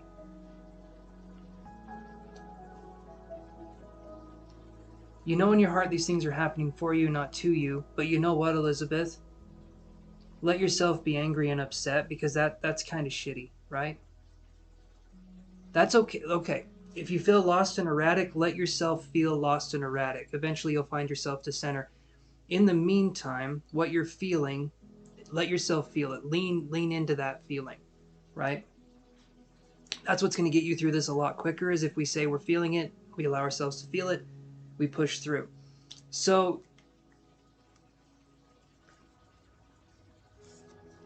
if we have a question here, Elizabeth, is it... Well, I'm just curious. Did you say...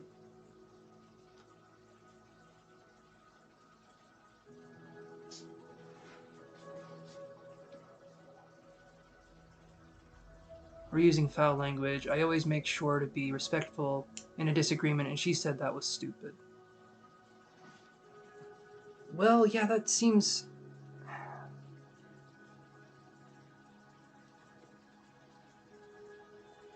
I view you as a respectful person. Right, she said my boundary was me controlling her. My question is, have I outgrown this?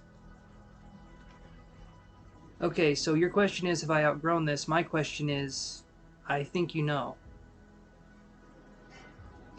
And that sounds painful, but the way I see it is, that's not right. You know, there shouldn't... If someone thinks that your boundary is controlling them, and I told you there would be backlash, right?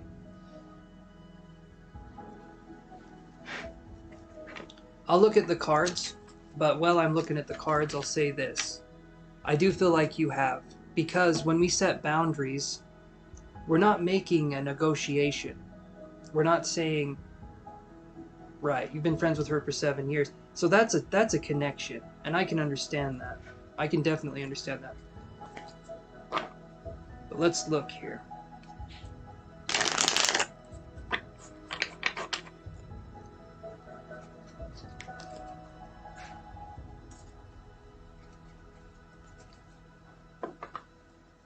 You've been journaling all day. I'm sorry that happened, Elizabeth. But when we set a boundary and we say what we will and won't take from somebody else, it's not a negotiation. And if someone thinks you're controlling them from you just saying a boundary, from you just setting things,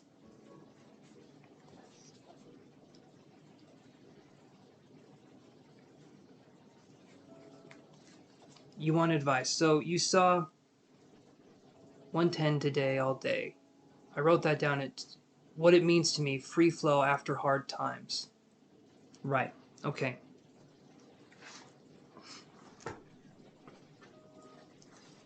So let me see here. Let's see what the cards say.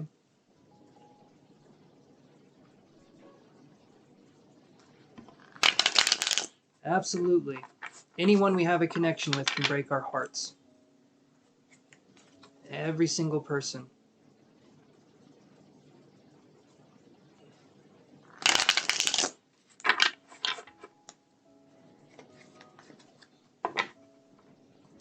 Part of being in a relationship with anyone.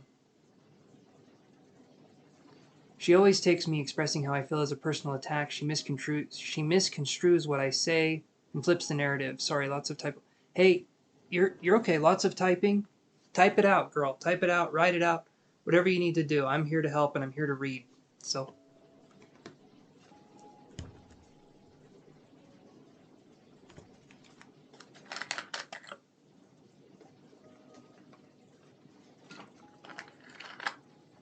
A connection is a connection, and maybe it gets severed. Maybe it gets severed by death, or maybe it gets severed by, you know, an argument. Maybe time just slips by. We stopped communicating, but it doesn't mean that the connection didn't hurt or it wasn't real. It's friend connections are just as real as anything else.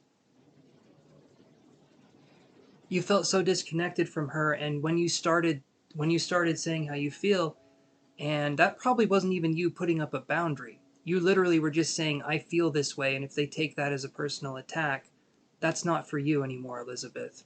I feel like you've outgrown that. You've been someone who was like someone who wanted to help people, someone who wanted to be there for people, and maybe 7 years ago, that's what you felt like you had. You had her, you were there for her, you tried to help her, but I feel like if she hasn't grown, yet you have every right to say, you know what, I don't deserve this, because you don't. You deserve to be treated respectfully. You deserve to be treated in a way that feels nice and feels good. Exactly. I deserve better. I'm finding my worth. But how do I come back from this? I feel so sad. I'm grateful for what we had, but I feel lost. Yeah, and that's... Here's what I'm going to say, Elizabeth, okay? Give me 1 second here.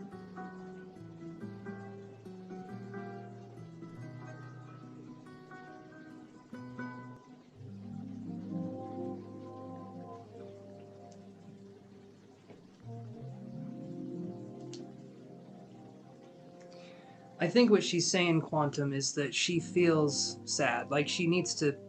So what I would say to this is, let yourself feel sad. The only thing that...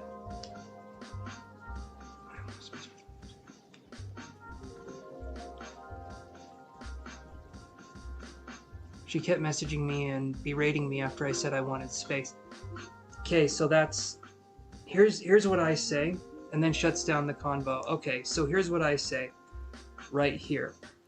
We're no longer children, okay? We are adults. We should be able to communicate like adults. If she is cutting off all communication and making it so that you can't even be alone, that's not right. You should be able to take space. You should be able to take a second to kind of see how you're feeling. Maybe write in your journal, maybe kind of decompress a little bit, and then come to the situation a little more level-headed. But to me, it sounds like there's some traits there that are narcissistic. Someone who kind of goes out and does their own thing, right? And I don't think she was possessed. I feel like something happened here where she was just kind of showing her true colors. Because Elizabeth, you set a boundary. She didn't like that boundary. And you're starting to see who she really is, because you said, you can't have my energy in that way anymore. And there was backlash. Right. This has been a reoccurring theme for a bit. Yeah, exactly. So this is something where allow yourself, Elizabeth, allow yourself to feel sad and grieve the connection, okay? Because when we grieve a connection of a friend, we're not just grieving them. We're not just grieving them and the moments we had in the past.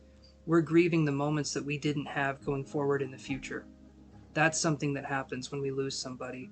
whether it's to whatever happened here or death or whatever, there's this sense of losing a part and you can't have that future anymore. Maybe we imagined growing older with this person, or we imagined this and that kind of scenario for our future together.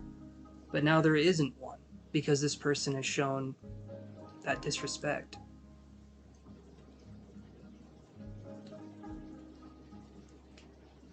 But I wish, Elizabeth, I wish I could say that there was something that could happen to make it go away.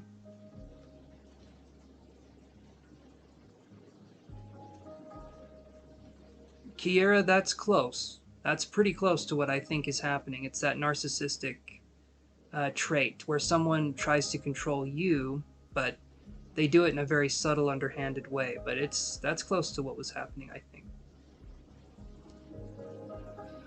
But yeah, Elizabeth, let yourself feel sad, journal, let yourself feel, go on walks, do whatever you need to do to like let yourself fully feel what's happening and realize that it will be a process moving forward. But if you create time and space for the pain now, it's going to help you much more later on because you have every right to say what you will and won't allow in your life.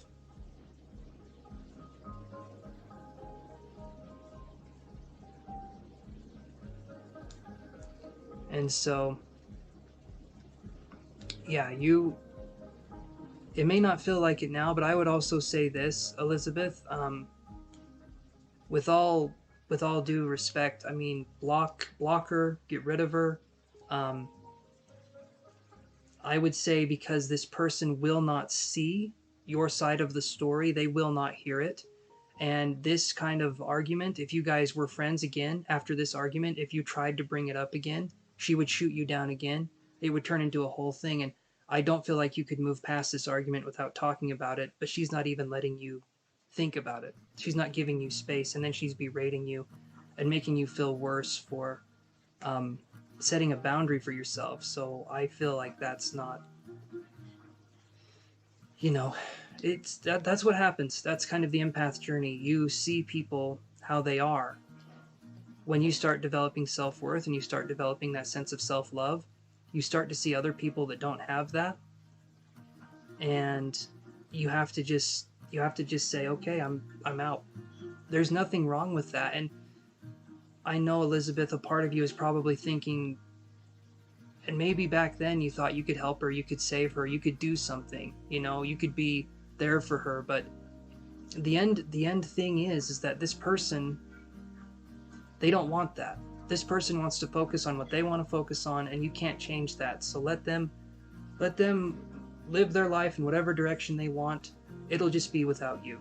It'll be without that +1, and that hurts on your side. But eventually, lean into that vulnerability, feel it. Eventually, it starts to stop hurting, and you'll see what the situation for what it was. Right now, you're still kind of in shock. So, hopefully that helps you, Elizabeth. And I'm sorry. I'm so sorry that happened. That's not fun to go through.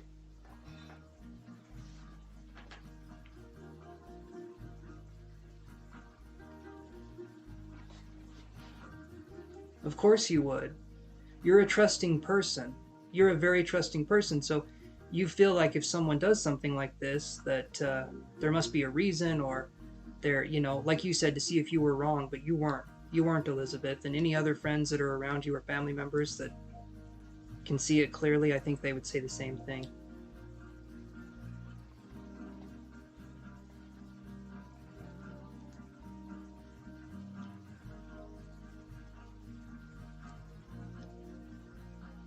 I've gotten rid of friends and people that I was friends with for 20 years almost, and I cut them out of my life because they weren't good people. Yeah, they will, Kira. They'll respect each other's wishes, but we have to cut off what is no longer working or serving us. And that's what she wanted you to feel like. As soon as she made you feel like that boundary you set was selfish, then it makes it so that in the future you don't set any more boundaries. Because as soon as you set a boundary, you're taking control of yourself. You're taking control of your space. She doesn't like that. So that's why she did that.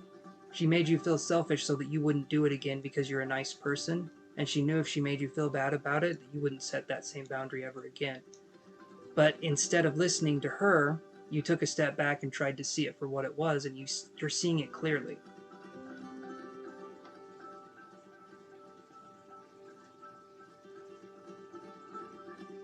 Exactly. Exactly, and you deserve that. If you're willing to bring a calm, level head, the other person should too, because I don't see you as being someone like that.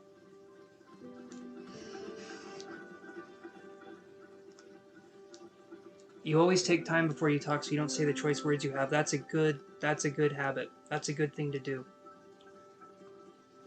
Impulsivity in anger does not ever lead to anything good.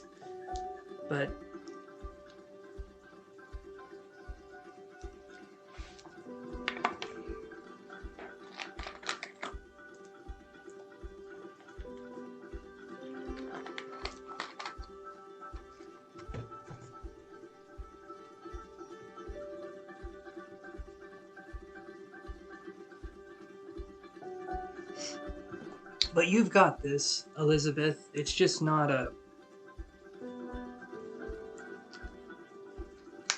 fun thing to go through, but you've got this.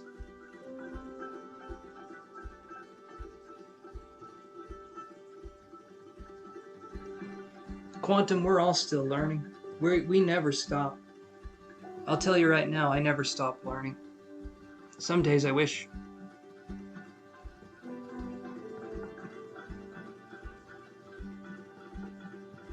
Yes.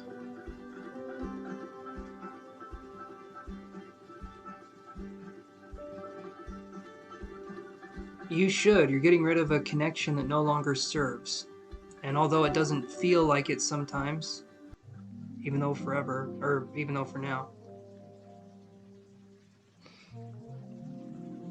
that's good that you feel hopeful. It's because you're getting rid of a connection that doesn't serve you so other things can come in, right? It's kind of like, imagine if we have an inventory, okay? I play video games, so of course I'm going to jump to an inventory select screen for a video game. But yeah, like Quantum says, always the student and the teacher. You're never not the student, and you're never not the teacher. That's kind of the whole thing.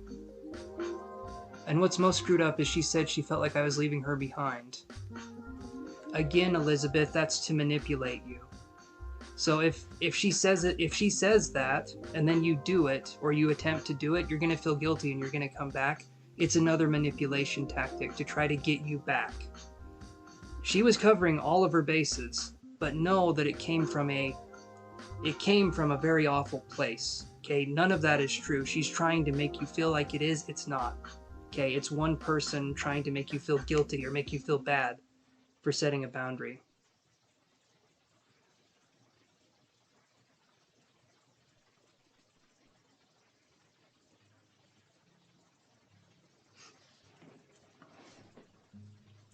How can she say that? I know the good things she has done for me, and I know what good I've done for her. How can she say I'm abandoning her? It's because your personal power, when you set that boundary, that's a threat. The last person I expected it from. Like, what if she is just having a hard time and doesn't mean it? Yeah, I'm sorry too. Elizabeth, think here. Okay, I have difficult days. I have very difficult days. I don't take it out on my partner. Like, I get angry, I get upset. We argue about what we're arguing about. We never mention abandoning, we never mention doing this whole thing, and we don't call people names or berate them. If you're having an argument or a disagreement, you stick it to that. You don't bring up other things, or you don't say, you're abandoning me, or you don't misconstrue someone's sentence to become this kind of thing. From the get-go, she was trying to make it seem like you didn't understand yourself, so that way she can separate you from your boundaries. Your boundaries right now, Elizabeth, they may not seem like it because it's painful sometimes, but your boundaries are your buddies. Your boundaries are your friends, and they are what will guide you to better people who will understand you. There's something you can hold on to. There's something we can look at and be like, I've got this. because you're saying every time you set a boundary, you're not setting them willy-nilly. Every time you set a boundary, you're saying, this is my worth. This is how much I'm worth. And your friend could no longer afford you. Okay? Your friend could no longer afford your company. She asked you to pay attention to her, but honestly, she couldn't afford the company that you had anymore.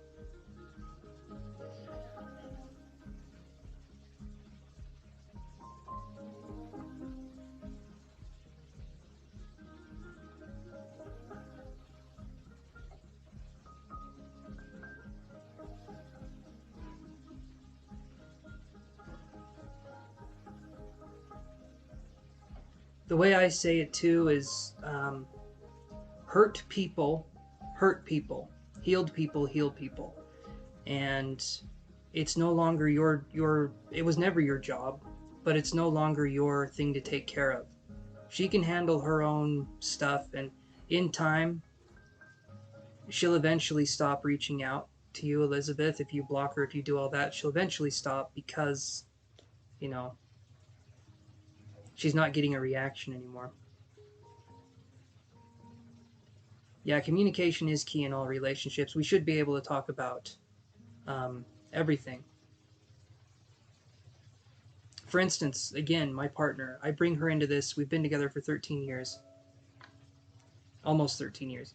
And when we get in a fight, if we come back together and we're talking again, we talk about the fight. We talk about it in detail. We talk about how we hurt each other.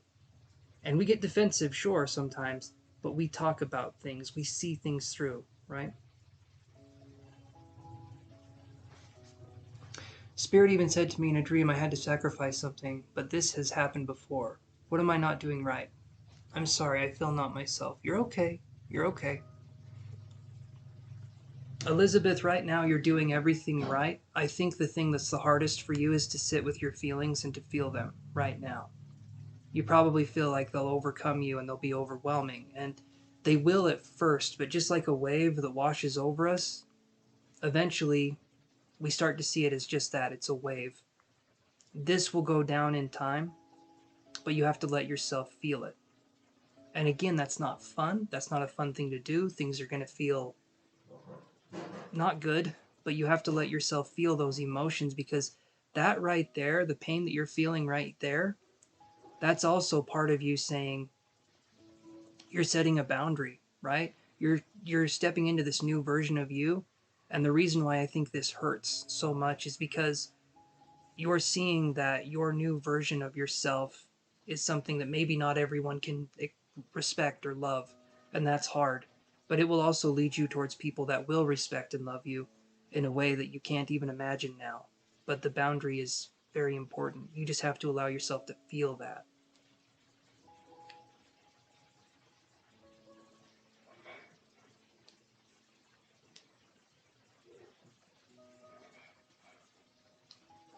There we go, Elizabeth. There is some of that chutzpah, right? That's good. That's good. You're not sorry about what you said. That is awesome. That's you standing up, and that's you taking a firm stance. And I'm sure it's part of it feels shitty, part of it feels bad, I'm sure, but another part of it probably feels so good. Like you said, oddly hopeful. So you're going to be going between those two emotions. Okay? Like I said, the cognitive dissonance, I'm mentioning that a lot, but you're going through two different things. Eventually, your brain will choose one that makes sense. You won't feel so confused anymore, and you'll realize that you have worth, you have value. And it is not tied in how this person sees you. That's the best thing about this, that you can take that with you wherever you go. But other people will not see your worth, but you can. That's why it's important. That's why this is important, that we talk about this on the channel, is because our worth, that's what we have. That's all we have sometimes. So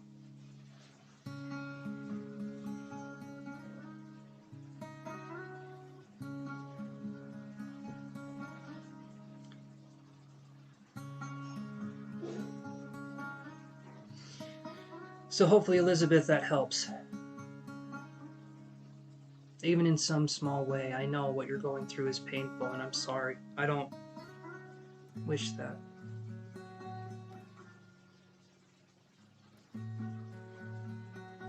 That's a beautiful sentiment, and I like that. I like that a lot, Elizabeth.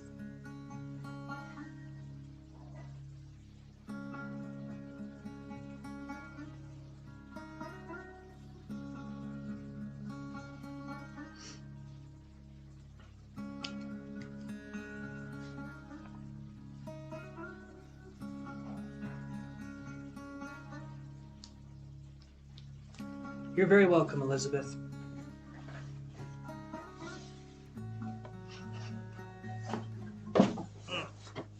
Yeah.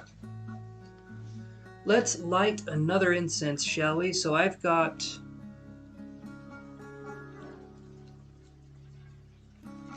some incense here. So we've got well, okay, I did have some incense here. I'm gonna go and grab some incense. You guys decide. Okay, do we want to do pumpkin spice, pear vanilla, or Nag Champa? So we got those three choices: pumpkin spice, pear vanilla, or Nag Champa. What do you guys think?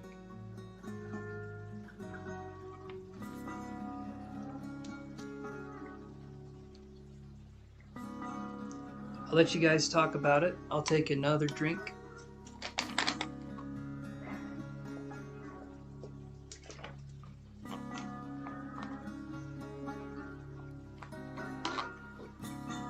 Okay, so here is to almost 23 years of living and many more. I came a long way, excited for my own journey.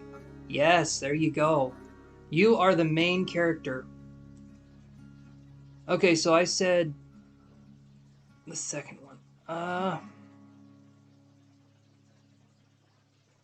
I'll get one pear vanilla and one naga. Does that sound good? I'll get one pear vanilla and one naga. I'm still going to be live for a little while yet, so let me go grab those. You guys, sit tight and sit right. Like, you know, with your back straight and stuff, because slouching's bad, apparently. Pear vanilla. Oh, we do have two for the pear vanilla, though. Alright, we'll do pear vanilla first, and then we'll do naga. The pear vanillas have it.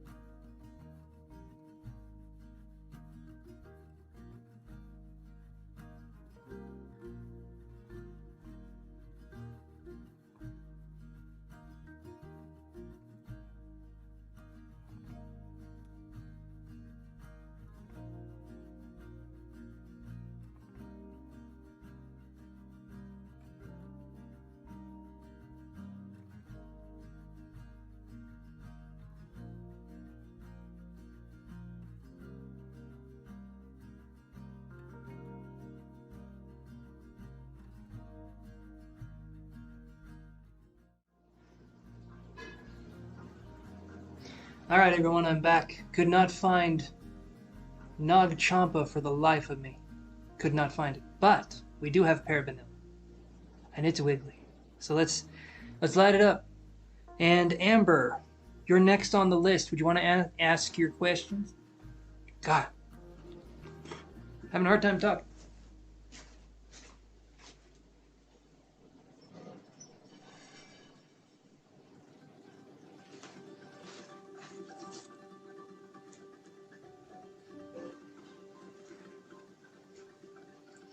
Where'd that lighter go? I'll try this.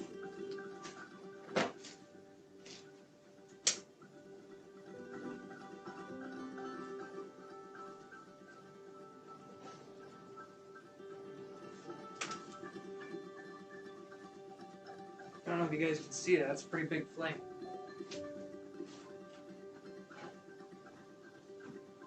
There.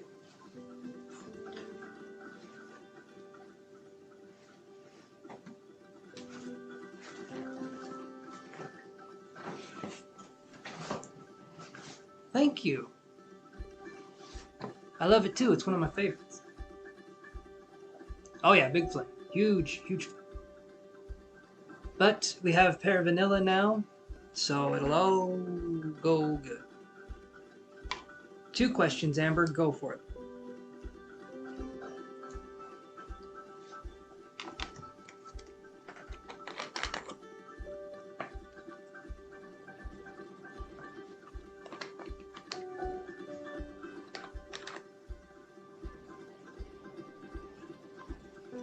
You too, Elizabeth. Be safe out in the desert. But always you'll have a space here. You'll have safe space here. Have a good evening, my friend.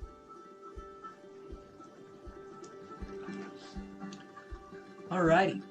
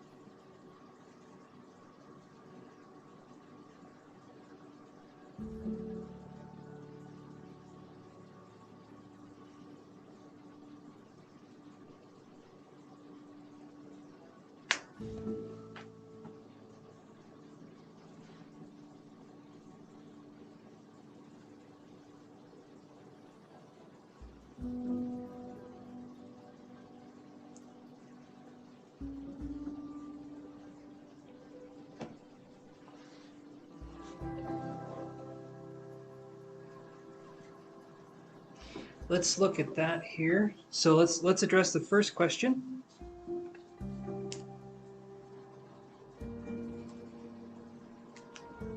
Okay.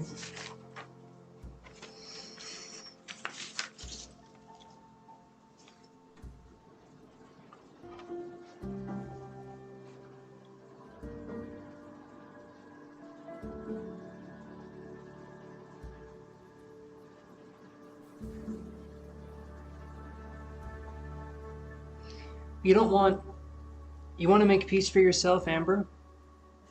Okay. So, this may sound like I'm being a bit of a hard ass, whatever. Block their number, just don't talk to them. I know you want to be respectful. Be respectful to yourself. If you're respectful with other people, imagine if you took that respect and put it towards you. Just block the number, don't answer the calls. And they can make whatever they want of that. I'm not even in that situation. I can feel that kind of anger building up, right? But I would honestly say just don't answer or block the number, first off. So there you go. Awesome. Hell yeah. Hell yeah, that sounds like there's some justice there. At least a little bit. At least a little bit of justice, man. That's awesome. That's awesome. You've been struggling with that for a while, so that is... I love to hear that.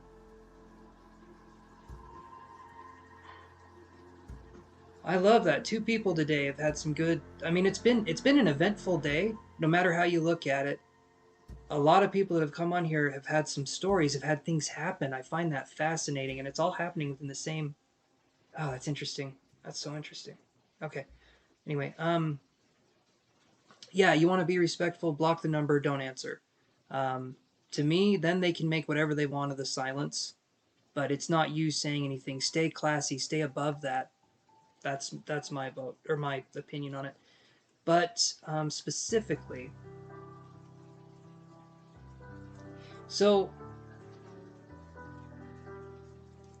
okay, Amber, I'm gonna have you type your questions again, maybe, so that I can understand it a little bit. So there's two. Is there two? Do they have any remorse for how they treated you?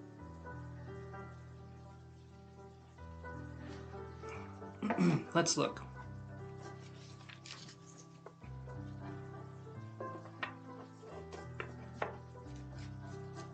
It probably is, Kiara. It probably is the something to do with that, I'm sure.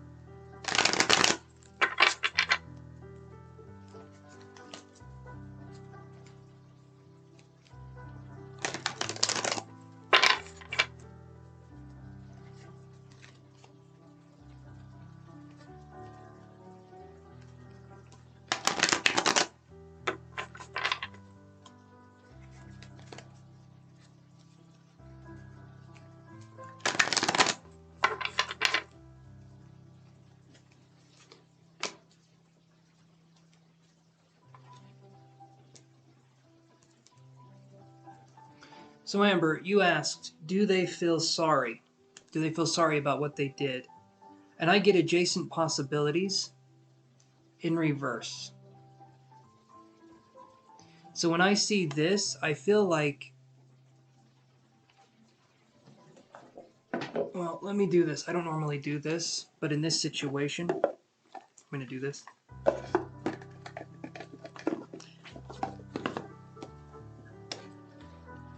Give me just a second here.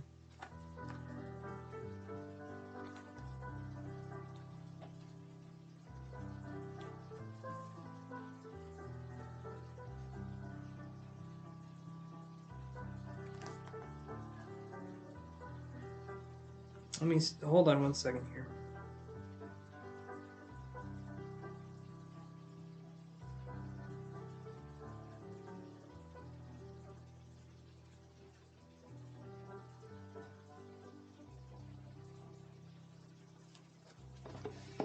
So I got the book out for the Energy Oracle cards, and I was reading this one in reverse, specifically for this situation. And what I feel like it's saying is kind of trust your own process, trust your own sense of judgment. These people did not treat you right. I don't feel like these people are calling you up to try and make nice. I feel like what will happen is that you answer the call, they'll act like nothing happened, or they'll give you a shallow apology. And then from there, you're expected to maybe have a relationship, or you're back in it, so to speak. Okay.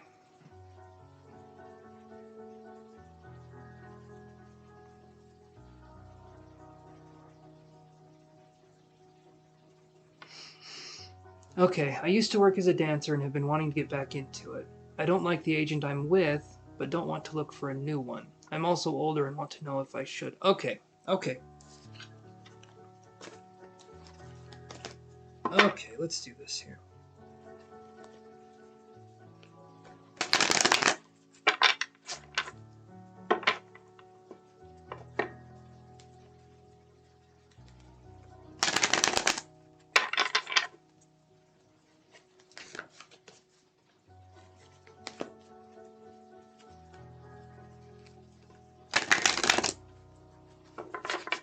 Absolutely, they were horrible to you. What could they say to make up for it? Right? That's a bridge that's so far burned that they can't even rebuild it. There's nothing to rebuild. There's no more bridge. So the only reason they would call would be to sucker you back into something again, and you don't want that. I mean, obviously you don't want that, but I understand wanting to be respectful. But in my opinion, being respectful is turning your back, not saying anything. That's my version of being respectful. They have nothing they could say. And maybe that's being too much of a hard ass, but that's how I feel.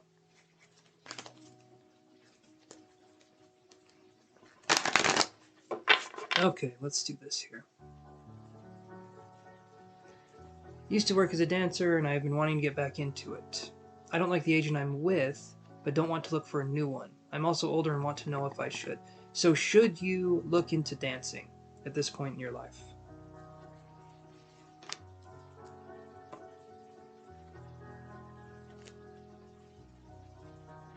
So I get Angel of Balance in reverse. Okay. This to me, I feel like maybe we're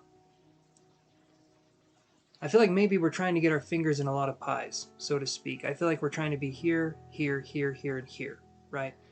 And when we're doing that, I feel like we're not in the present moment. I feel like we're living, and Amber, if I'm wrong, I'm wrong. Okay, you can tell me if I'm wrong. But I feel like because we're kind of focusing too much on this and this and this and this, it makes it hard to sort of be in the present moment, right? Maybe there's something there. Maybe there's some pain there. Maybe there's something there that we don't want to face. I'm not sure. When I see this in reverse, though, it just feels like things are kind of out of balance. Like dancing, stuff like that. There's nothing wrong with doing that, but I feel like there's a lot of other things going on too in this scenario.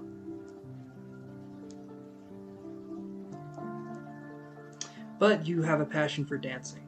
I can look more into this. I'm just telling you what the cards are saying here.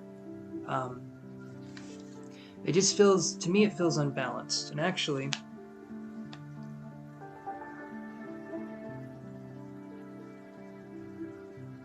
I want to know if the agency is trustworthy. I feel like they've possibly stolen money from me and lied about my resume. Okay, let's look at that. Let me shuffle these cards again here.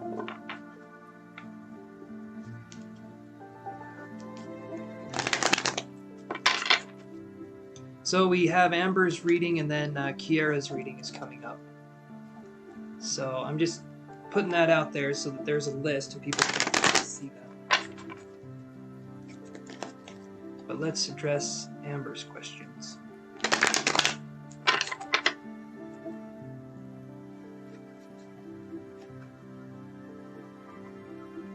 Hey, Rarity Goddess. Thank you very much for the donation. I will put you on the list here.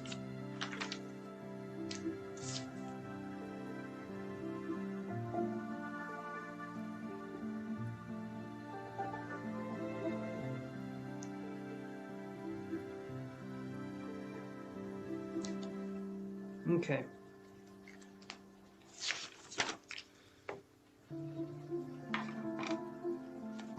So, Rarity Goddess, after Amber and Kiera, it is your turn. So just hold tight, and then I'll get to you, okay? And thank you again for the donation. I appreciate that.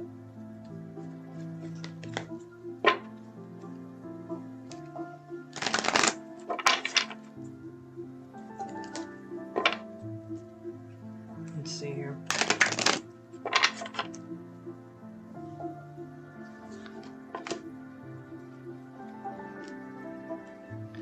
So should you trust this agency? I get Goddess for, this is for Amber here. I get Goddess of the Moon in reverse. So you already know, Amber, I feel like you already know the answer to this. If you feel like the company... No, Amber, you're fine. Hey, don't ever worry about that. The career questions are fine. Don't you worry about that. I do get Goddess of the Moon in reverse. To me, this is kind of like you already know the answer. You said you feel like they stole money from you and they lied. Why would we want to continue working? It's kind of like finding out your friend. Okay, I can't think of an example, but it's like finding something out about someone and then not respecting them anymore, right? Because they did something and it was horrible. And it's kind of something like that. But this happened to you directly. You feel like this is happening. I would say do not work with them. If they're showing you these behaviors now, they've already done two pretty bad things. And stealing money is like the worst thing they could do besides, hurting or murdering their clients. What I'm thinking here is that stay away from this situation, because Goddess of the Moon in reverse is kind of saying, like you said, get rid of what no longer serves you. That's what I'm seeing here. Does that make sense, Amber?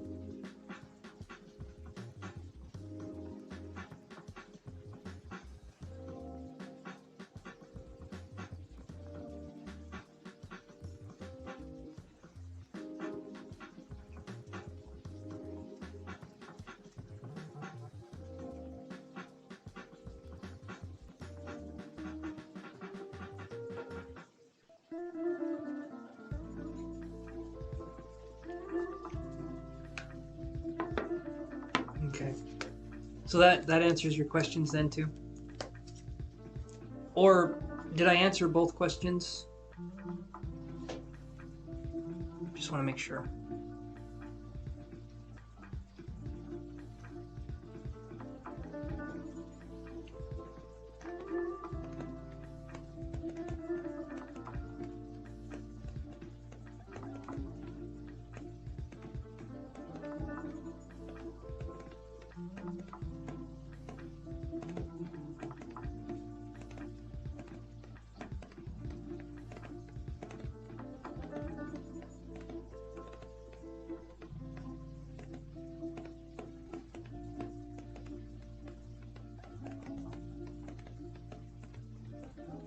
Okay.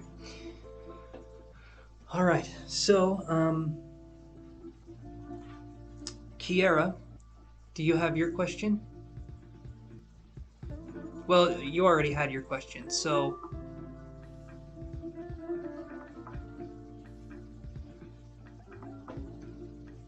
Are you there, Kiera, still?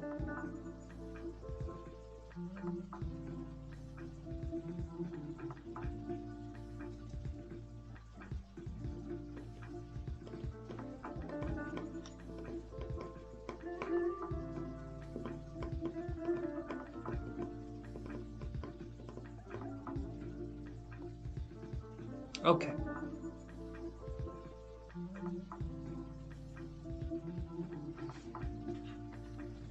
All right, Amber, hold on. Okay, Kiera, I see you. I'm going to address this with Amber really quick. And then your question will be the very next thing that I go to. So Amber, I want closure for the people in the dance group. I want justice. So let's look. Will there be justice for the people in the dance group and for Amber? I'll do 3 years, okay? I'll do 3 cards, each representing a year. And we'll look and see if there's justice in any of those years. Okay, Amber?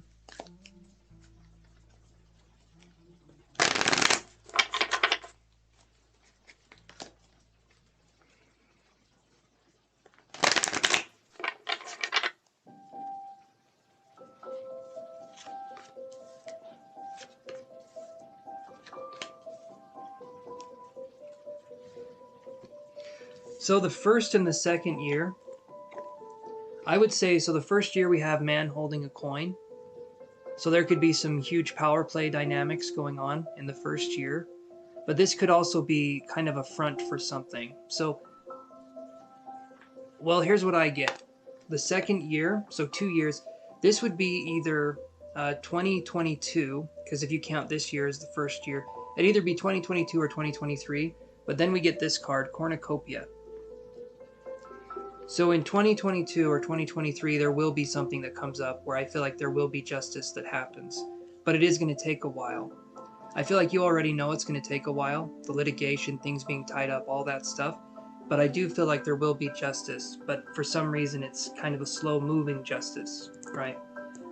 Especially the creepier the people, the creepier the company, it seems like it takes a lot to punish evil or mean people, bad, awful people. It just seems like it takes a while, and I don't know exactly why that is, other than the fact that when they do get what they deserve, that's going to be awesome. So, but that's what I'm seeing, Amber.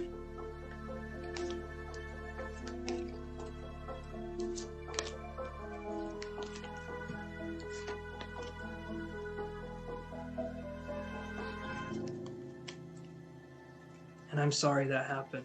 I'm sorry.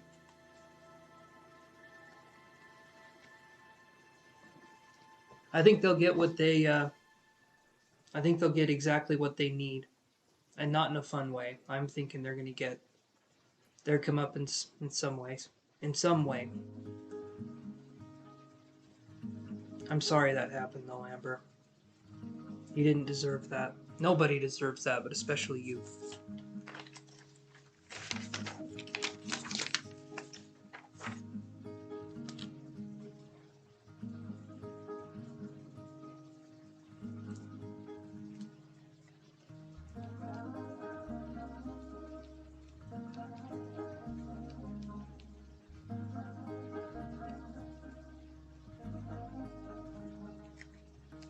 Just give it, like I said, 2022, 2023.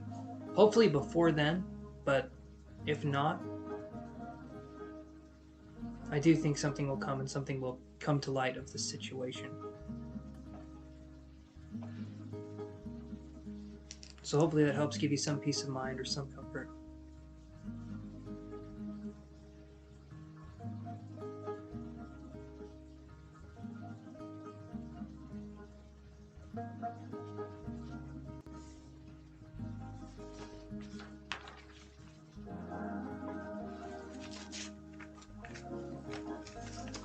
So, let's see. So, Kiera, I'm going to address your question here. And we'll go from there. So, let's look here. As of late, it seems there has been immense difficulty getting a manifested relationship to ground. Is there anyone new interested, and if so, how do I meet them?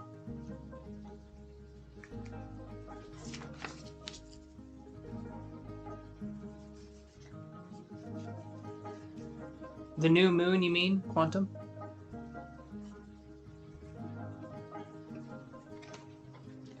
Or what do you mean by ground the new?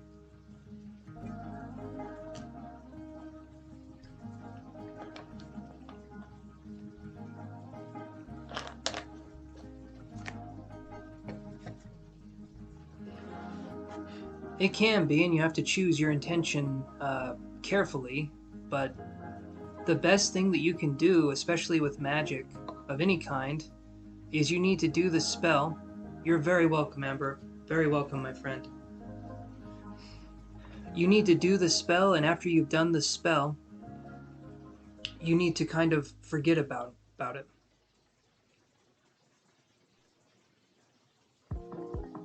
Oh.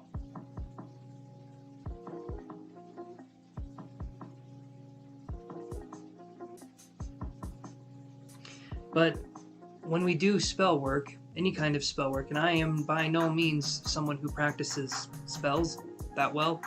I know a little bit, I've read a little bit, understand a little bit, so I'll give you what I got. Whenever we do a ritual or a spell of some kind, we need to do it, we need to have intention, and it needs to be strong intention. And the spell needs to be of already having the thing that we want. We're not doing a spell where we're attracting the thing that we want, or, we want the thing, we already have it, right? That's kind of where we're coming from when we're doing spell work. So instead of saying, I want to have a relationship that is loving, or I want to have someone come in that is this way, we are saying, someone is here, they are doing this. We're putting ourselves in that vibrational space to get what we want instead of what we think we want or what we think we need. We're asking the universe specifically, this is what I want, right? Because the other way, right? So one of the ways you can think of it is kind of like with the law of attraction. It's a similar kind of scenario where someone will say, I want $1 million. So what happens to that person? They never get the million, right? Not usually anyway. Instead, what happens is more and more scenarios keep happening to them where they want $1 million. They don't have it. They keep asking for it. They're not getting it. They want it, but it's not theirs.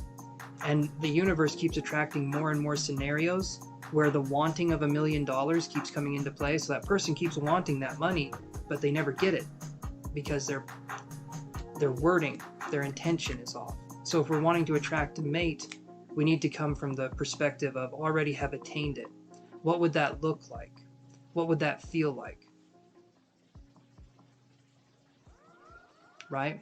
What would that kind of, when we're talking about this relationship, what would it look like? What would it feel like? And you imagine that in as much detail as you can. Even the intimate parts of it, if you get what I'm saying. You imagine all of that as much as you can, and you put that into this spell. You put that into whatever the spell is, and make sure it's no harm comes to anybody. Make sure it's like an attraction spell, from my book anyway. That's how I operate. But that would be the way you would attract someone and make it stick. There has to be that intention. And once the spell is done, once it is over, you let go and you trust that the universe takes that process and they move with it. You don't keep redoing the spell. You don't keep thinking about it constantly. You let it go, right? I want you to think of it as a similar situation to this. If I got a cat scratch on my hand, okay, and I picked at it and I picked at it and I picked at it, that's not going to heal. That's not going to heal very well. And every time I pick at it, it gets further and further away from healing. When you do a spell, it's kind of the same scenario. The body knows how to heal. The universe knows how to give us what we want. But we have to understand kind of where we're coming from with that.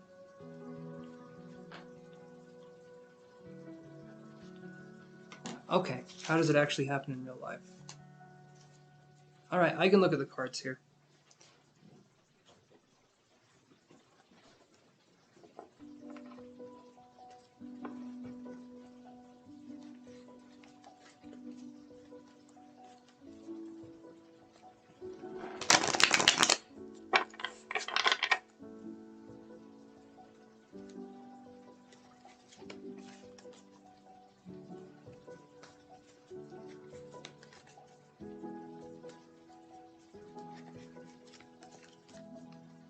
Thank you, Kiara. I appreciate that. I've done some research on it. I understand spell work. I understand a little bit of all of it.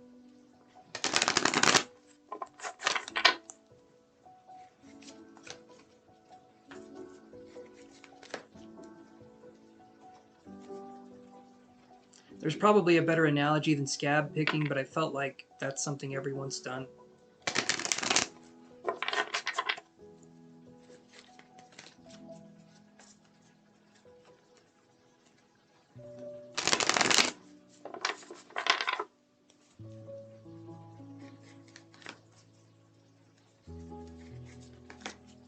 Let's do this here.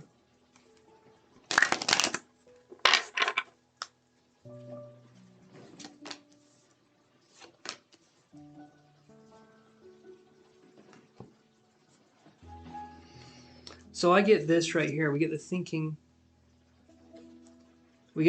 man in reverse, okay? And then we get first chakra Archangel Michael.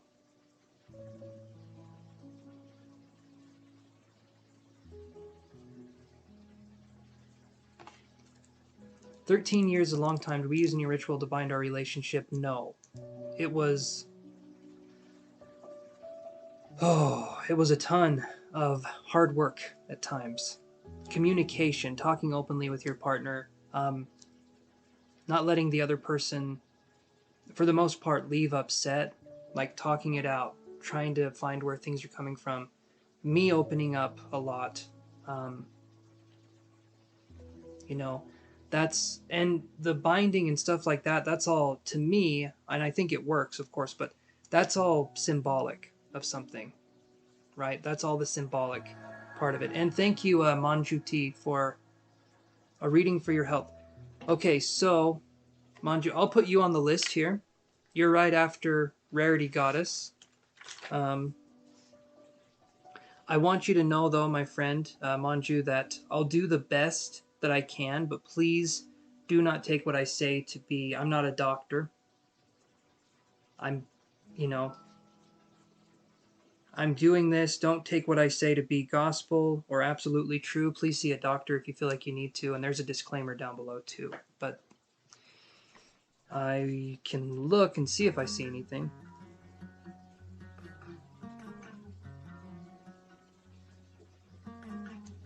But thank you for the donation. Okay, thank you. So you're after, right now I'm reading Kiera, then Rarity Goddess, and then you, Manju. So you're about third in line, okay, my friend? Just sit tight. But yeah, for me and my partner, communication. That's the special sauce. If we want a relationship, you communicate. You don't play mind games. We're not mind readers. And I actually have a book. Me and her have read this book, and it's helped our relationship immensely because it talks about actual relationship things. To me, love is a skill. It's not like this thing. We feel like we understand it implicitly, and I don't think we do. I feel like the world is in a place where love has gone off the deep end and nobody knows what's happening, right? And this book that me and her read helped our relationship because it talked about the ins and outs of the relationship from kind of a philosophical perspective, but other things. But to me, that was the most helpful thing. And yeah, you learn it. This book teaches it as a skill, like how to build it up, how to, what to talk about and how to talk about it and things like that. But a lot of stuff out there right now, it's like people are playing games with each other. So I would not want to be in the dating world right now. It seems scary. A little bit anyway. But so we had the thinking man in reverse, and then we had first chakra Archangel Michael that I was showing you here. Okay. And this right here is telling me that when we stop thinking about it, we can allow it to happen.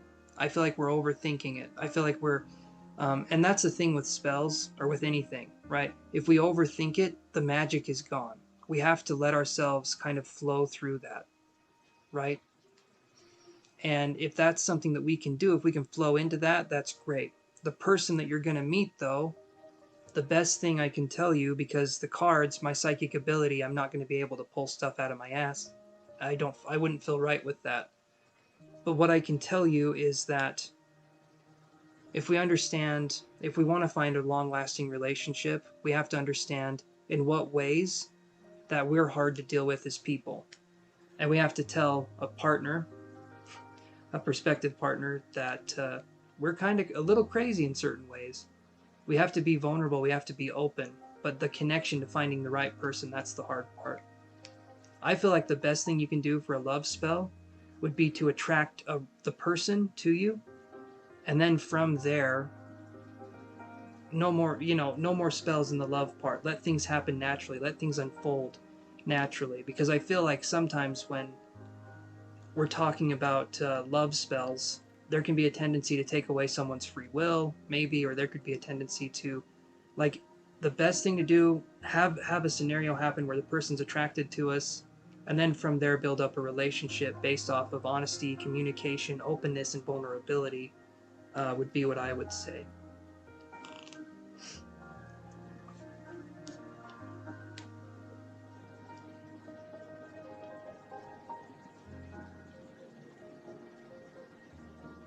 Mm.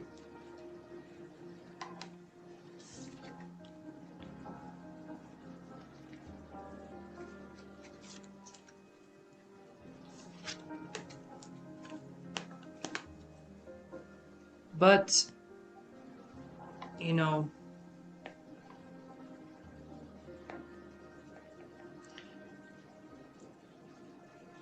I think that's part of the process too, is that I talk a lot about it on the channel, and I can do that for you.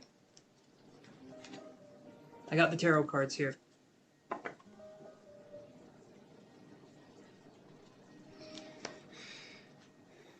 But it's all about learning and growing and finding the ways. A true partner for us will see the ways that we struggle, and they'll try to help us in those ways if they can. You have to be open to it, though. I've had to open up emotionally. I've had to open up in ways I never thought I could as a man. And I am still learning. You're right, Quantum Love. I'm still learning and growing. Absolutely. But let's look at what the cards say here.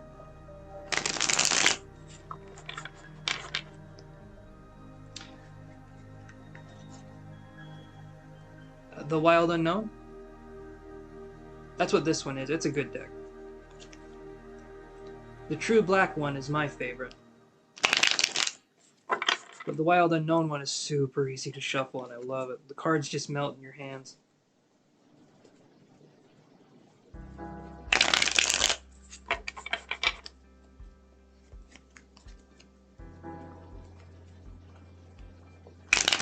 I talk about it on the channel all the time, the healing part. You want a relationship, you want a good relationship, one that lasts a long time. You need to understand in what ways do you have shortcomings? What ways are you difficult to deal with, right? And I feel like kind of being upfront with those things, you know. Oh, I've got those ones too. The Fountain Tarot is, well, it's over here.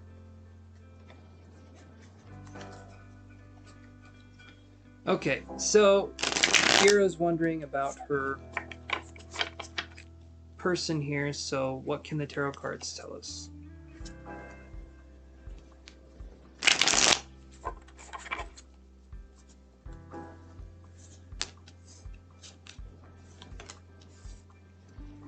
Okay, so here's what I got.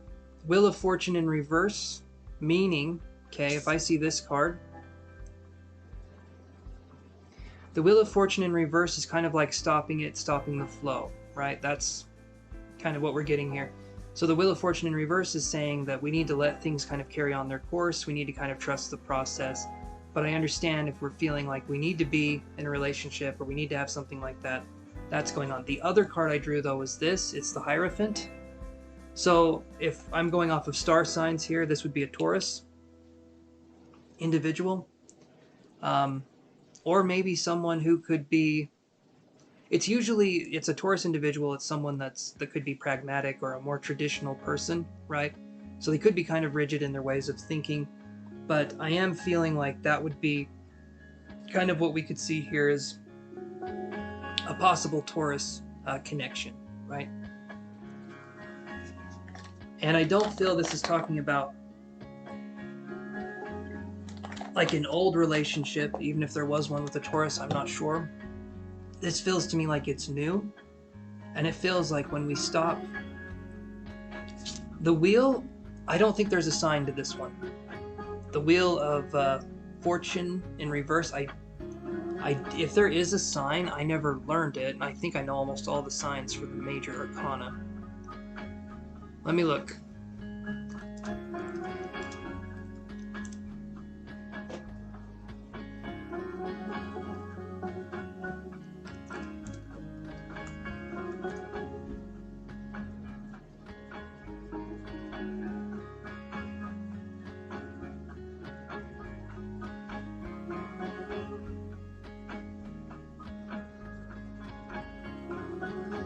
Okay, so here's what I found out. The Wheel of Fortune pertains to fixed signs.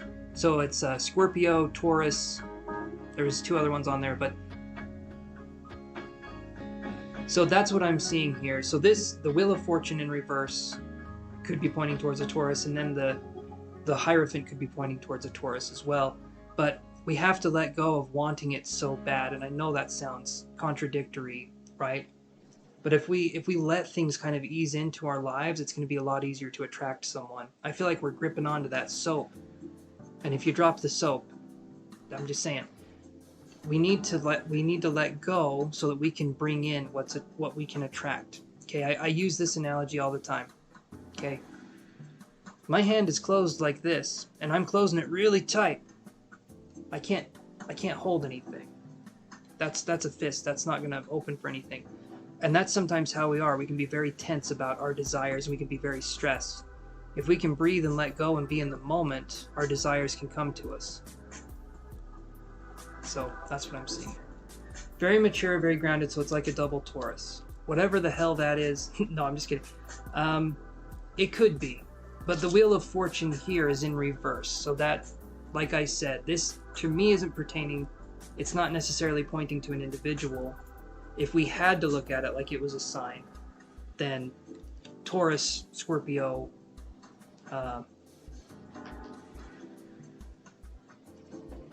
Leo, or Aquarius.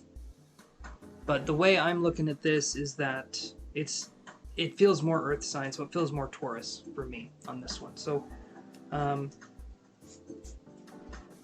hopefully that helps, Kiara. Hopefully that helps you.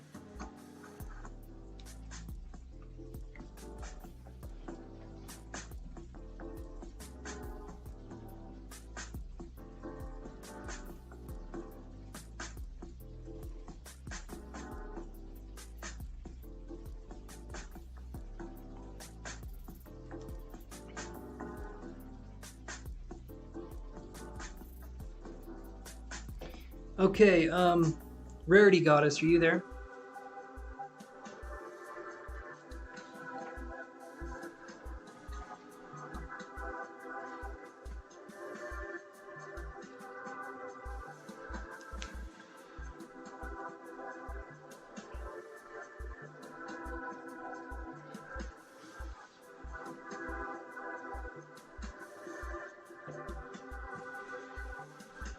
You're welcome, Kiara.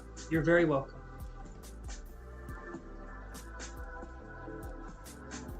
Yes, Earth signs are very practical. They are.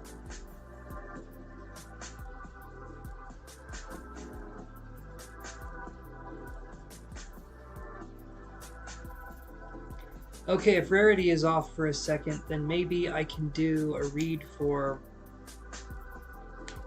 You are welcome. Okay, nope, Rarity's there. Okay, perfect. You're very welcome, my friend. You can call me Chance, by the way. That's my actual name. Taurus really is the unicorn. Well, alright, I'll take it.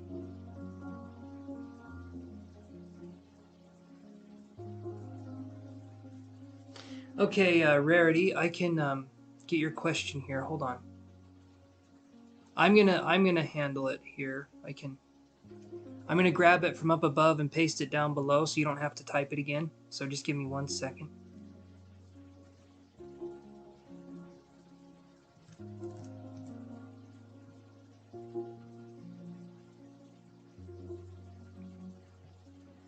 No, Quantum, you didn't mess anything up. You didn't. I'm a Taurus too. Sometimes we're too practical for our own good. That's what I was trying to say. Taurus is the unicorn, but yeah, no, you're fine, Quantum. Don't you worry about it. You did nothing wrong, my friend. Okay, so urgent message from Spirit about Reginald Williams. What do I need to know about this connection?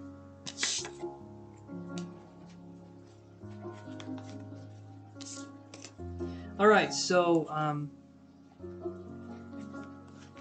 hey, go for it. Go for it, man. Reginald is a Taurus, you're a Sag. Okay.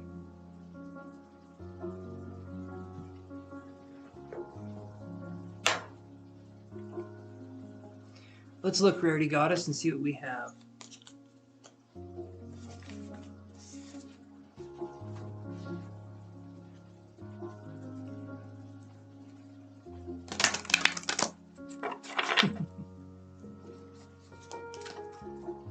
Hey, I'd rather be a unicorn than a bull in the zodiac. I'm okay with that. Unicorns are... well, they're awesome. They're magical. Wonderful little creatures. Alright, let's see what we got here.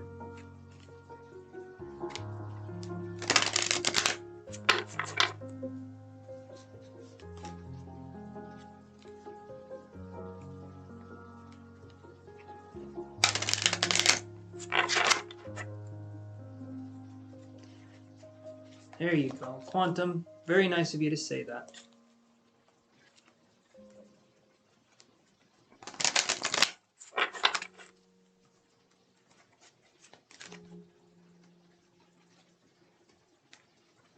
Oh. Alright, so...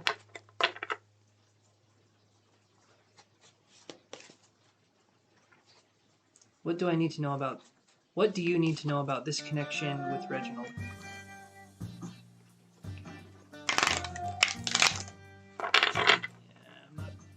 I don't know about this one.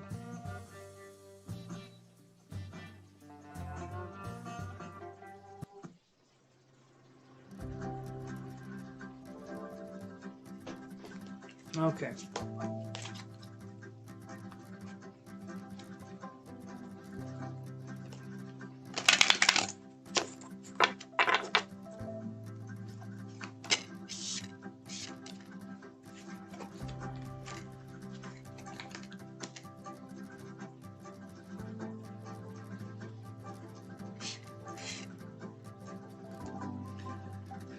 So, Rarity Goddess. I got these two cards first.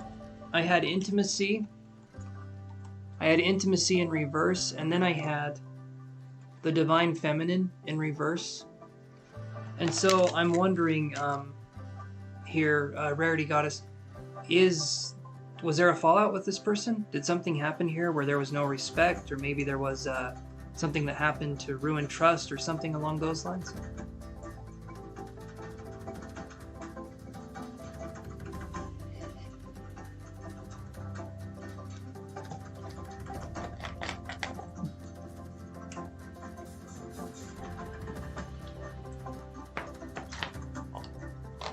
Okay.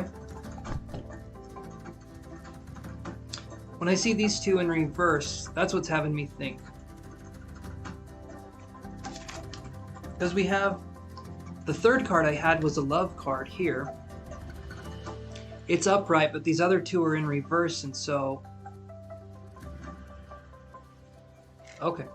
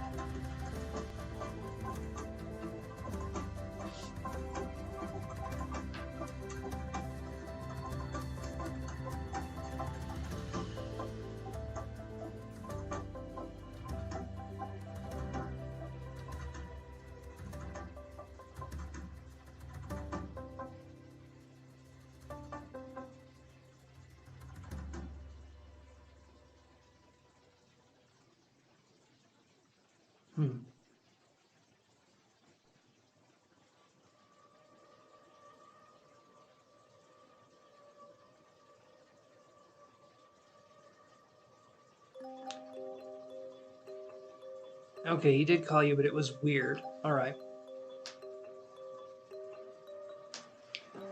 So let me look a little more into this here.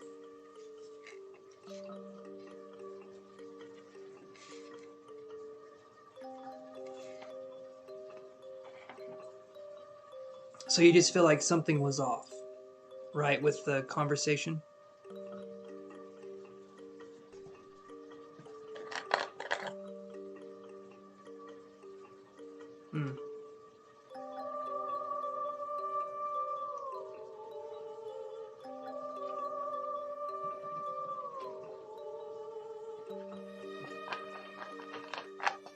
You don't want to waste your time, so you want to know kind of what's going on. Okay.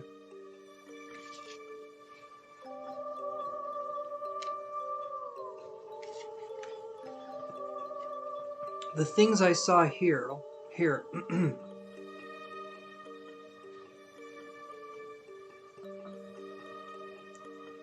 Hey, Kiera, don't be saying stuff like that, please. It doesn't help the situation here that we're talking about. It's new, but we have gotten serious. Ah, okay.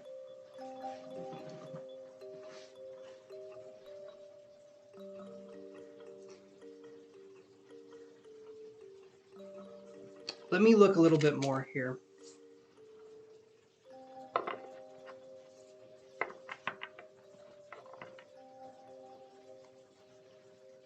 It's okay, Kiera. It's okay.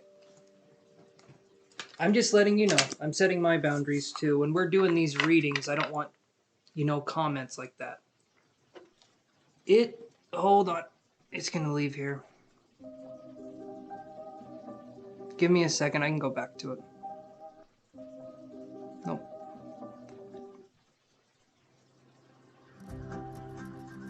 No.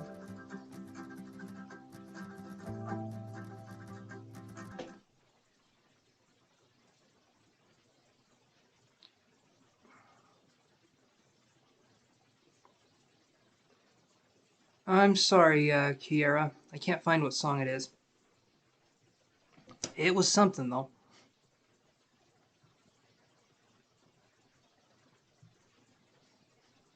Hmm.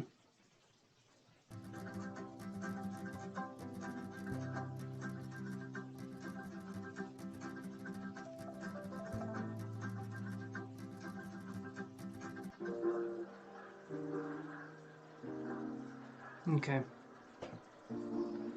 So, let me go up here. It's new, but we've gotten serious. Okay, so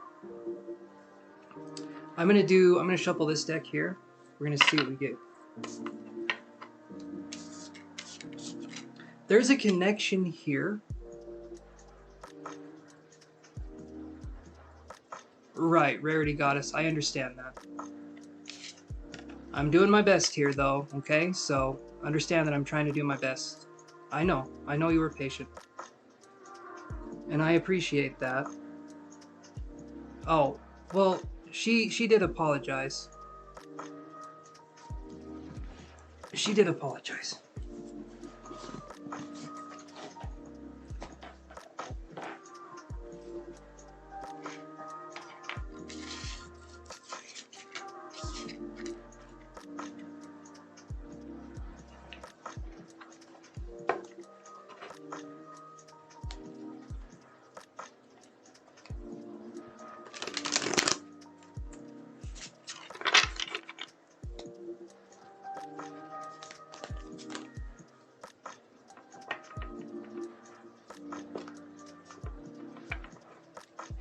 Well, hopefully,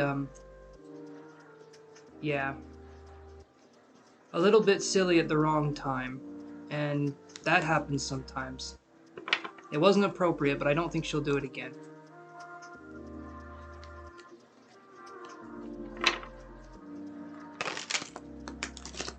Okay. Let me see what I can get here for this connection for you, Rarity.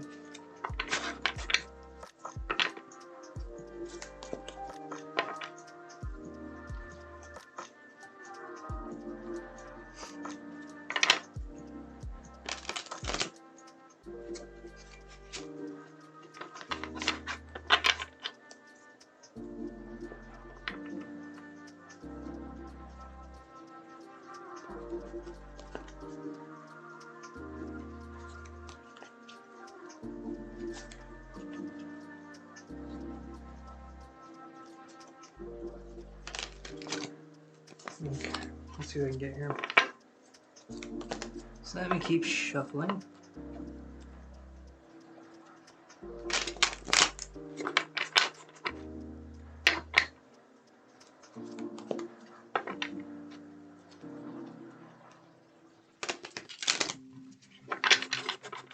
Okay, here we go.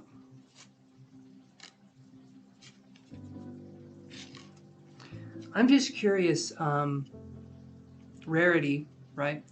I'm curious, the intimacy is in reverse, and then the divine feminine is in reverse. So that's why I felt like there was an argument or something happened. You said no, and then you said he was a gentleman. But you must have come to me for a reason besides him sounding weird. You must have had doubts beforehand, I'm thinking, because... Is there something off with him besides the phone call, right? Was there something else that happened besides that? Because this card here, on the intimacy in reverse, I get 2 of coins. So I don't know if this is maybe... This could be work-related, maybe. I don't know what's going on here. When I see intimacy in reverse, though, to me it says there's not... Well, there's not intimacy. Or there's... Something's going on where there's kind of a lack of a connection in some way. Right? Maybe you're not seeing eye to eye in some way. And it could be, maybe it's with the job situation, or maybe it's with something like that, because we do get the 2 of coins here.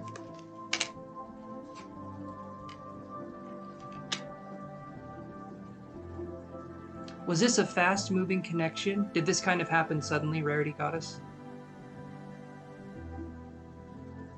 I got the Chariot card.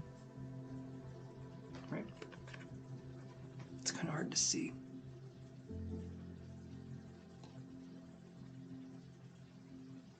Right.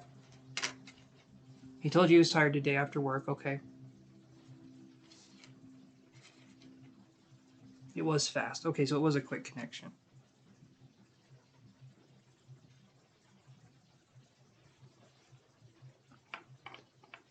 That's why you're okay.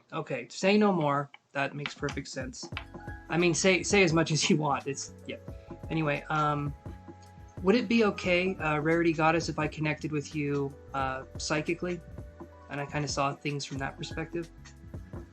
I'm still new, I'm still practicing, but it helps to give me practice, right? I do see this. I did get the love card. Maybe these 2 cards in reverse here. These 2, the intimacy and the divine feminine. Right. These are in reverse. And I'll connect. I'm just gonna, let me finish this thought here. So, I mean, if you'll please let me finish. I'm not trying to, when I see these 2 in reverse, maybe there's a blockage or a connection on your end. I'm gonna look psychically and see. But there is the love card here, so it shows me that there is some intention here that's not just like a lustful connection as a possibility, but let's look at things psychically and see what comes up. Okay.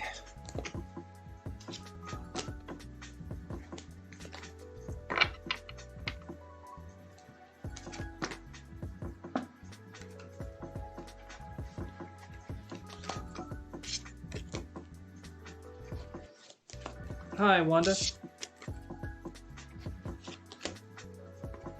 Okay, I'm going to move these over here. I'm going to move these up here.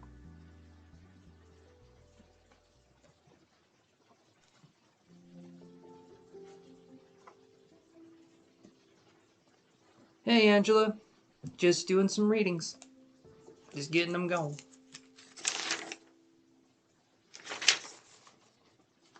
Hey, Francesca. How are you doing?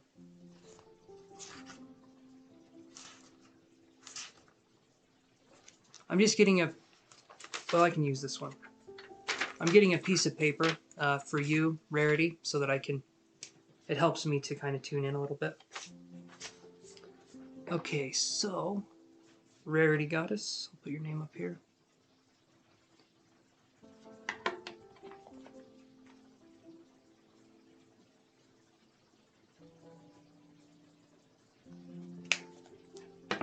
Okay.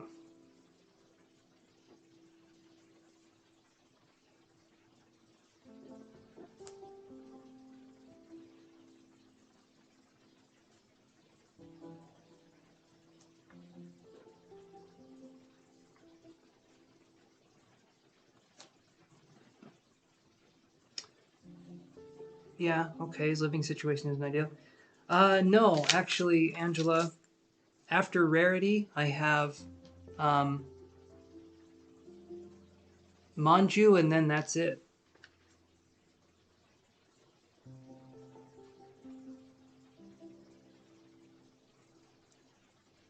My Gunter toy.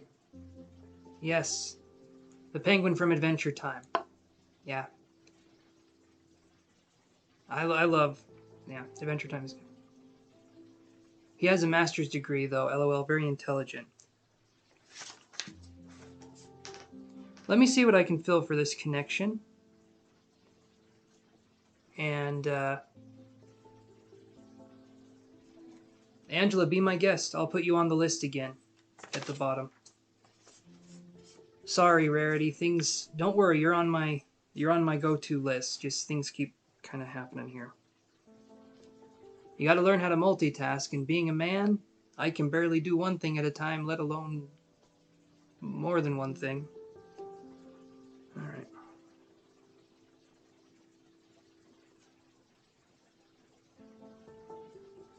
Okay.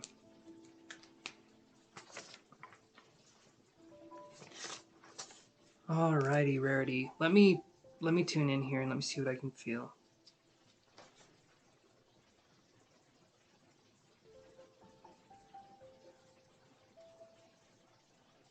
I do, Quantum. There is definitely a tribe vibe going on.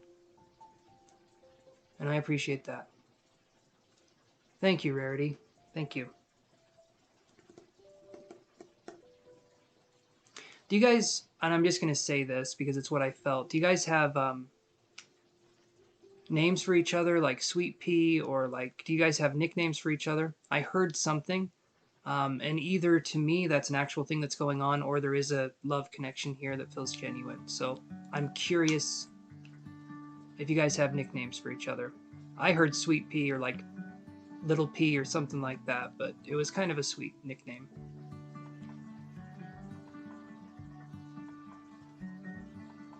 Yes, they are, Quantum, always coming and going.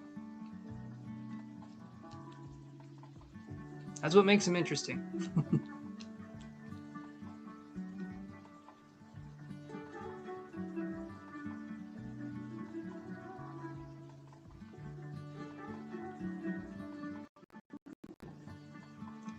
We go say babe or love. Okay, that makes sense. Because the first thing I heard was love, and then I heard Sweet Pea or something like that. King and Queen. Oh, that's sweet. That's really cute. Okay. Give me a little bit more time here and let me see.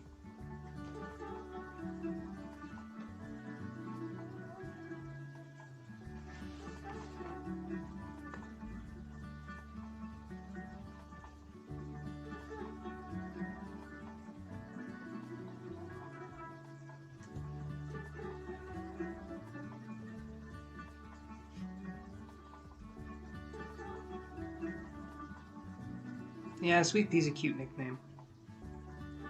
I'll use it for myself. How you doing, Sweet Pea? I'm doing good.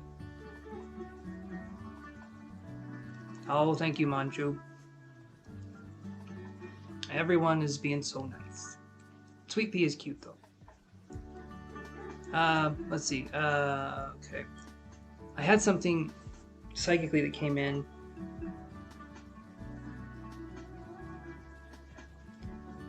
So how you know it's a psychic message is when it comes in, it leaves immediately, and I hate that. Hold on. Hold on.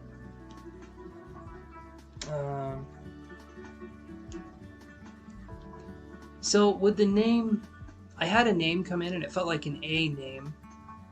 I'm doing this, so what I'm trying to do now is I'm trying to verify a connection that I'm getting psychically, and then from there, any information that I get can go,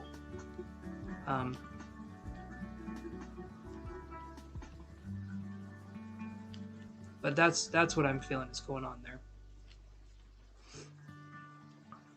Is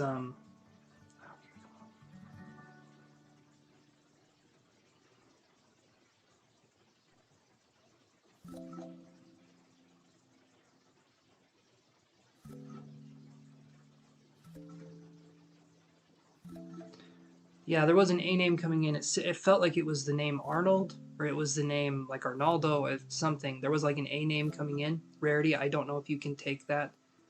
with a possible connection to this person, but that was the first thing that came up. If that's off, then I can try connecting again. I just want to get verified evidence first and then kind of go from there. With the way this moon is, though, my psychic abilities have been kind of... I'm going to try anyway. I'm just being honest with everybody. Alan. Okay, so it was an A name. So his name's Alan.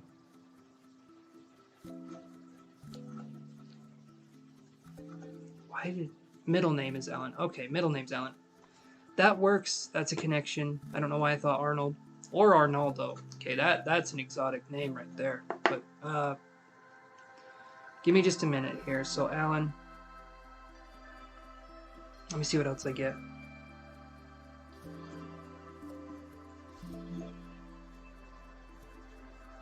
Yeah, eclipse moon. Yeah, exactly.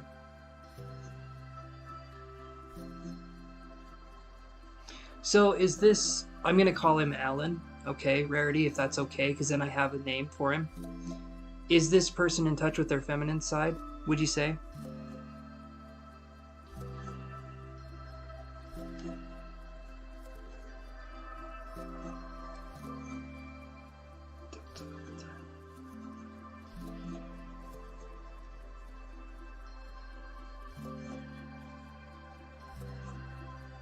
Got y'all unicorned. I hear you. You would say that, okay. So the word delta came into my head, D-E-L-T-A. I don't know if that means anything to you or possibly to him, but delta came through really strong.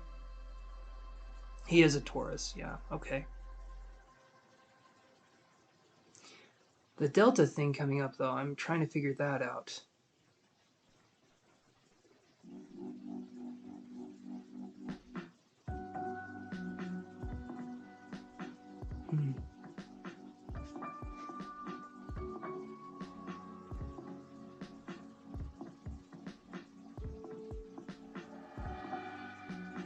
Your ex-husband works for Delta. Okay, so...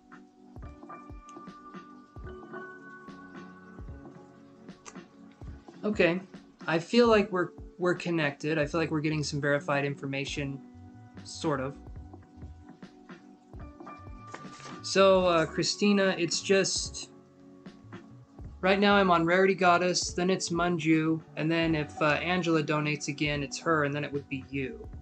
Or it would be you, and then Angela if she donates again.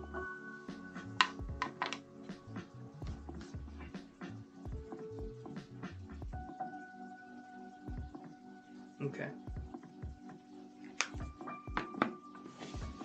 Ow. Okay. Alright, so we have a feminine side, we have the Delta, ex-husband worked for. So for some reason, these are kind of floating around in the energy of you, Rarity Goddess. So I saw pink energy around you. To me, this is focusing on kind of a feminine side with this connection. So I feel that there's a connection here. The quickness of the connection, like you said, that would make you nervous. I can understand that. But as I'm feeling this situation with this person, honestly, I'm not getting anything that tells me it's not good. Is this person imaginative, Rarity?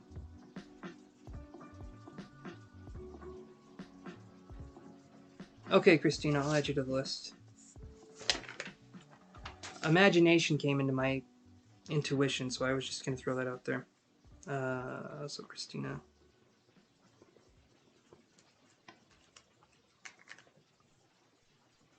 Is he meeting with other women? Now, that's a good question. Let me look at that very particular question. And let me do that really quick. You're added to the list, Christina. He's not imaginative. Okay.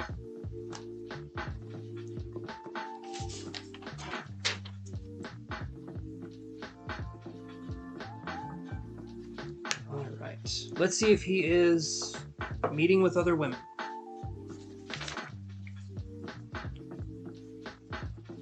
I'm thinking so.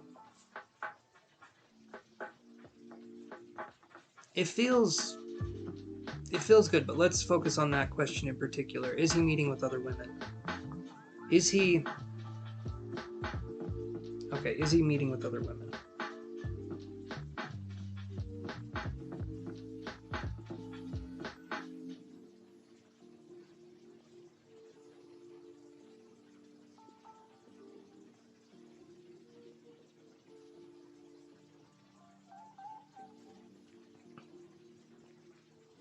I don't think so. It doesn't feel like he is. I saw two arms kind of going like this. To me, that's saying like he's blocked off. Like he's not... I don't think he's seeing other women.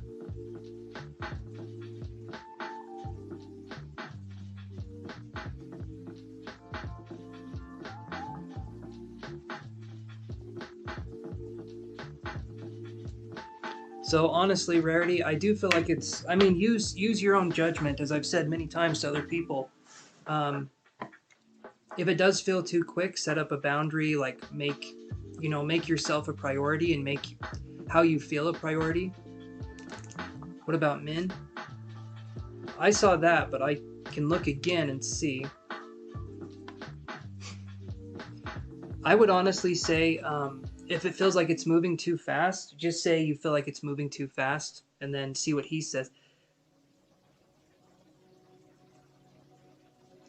Hi, Scylla. You would be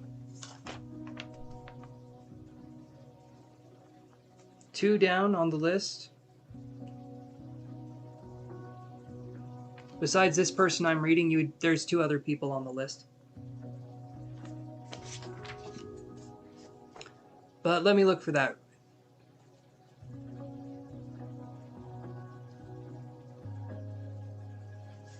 Well, and if it's a quick connection, Rarity Goddess, I do feel like this person understands things. I feel like this person's in touch with stuff. What I would say is let him know. I mean, obviously, let him know you got out of a divorce. You kind of want to take things a little slower if you feel like it's going quick. If he's meant to be with you, he'll understand. He'll understand where you're coming from. But communication is the key, right? If you can do that, communicate and talk openly as much as you can, that's going to give you the biggest connection. But be open and be vulnerable. I know that sounds hard to do and probably scary, but, you know, especially if you've gotten out of a divorce, you kind of... I can understand. I can understand if you're feeling a little on guard, so to speak, right? Because things happened quickly, and maybe you didn't have time to really get over the divorce or mourn the divorce, so to speak. So, but I feel like things are on the up and up here. So, and I rarely say that. You can talk to other people on the channel. To me, it feels like there's a good connection here. But I do feel like there is... I feel like maybe you could be blocking that connection a little bit. Because with the cards that I got, I had intimacy in reverse and then divine feminine in reverse, and then I had love upright. So, I mean, play it by ear, be safe and be cautious as much as you can, but kind of see what happens. I feel like there's potential here. Hopefully that helps answer your question, Rarity.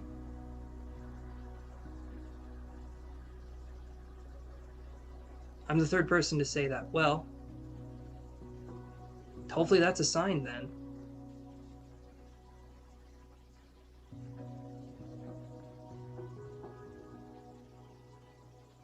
Hopefully that is a sign. I mean, if I felt...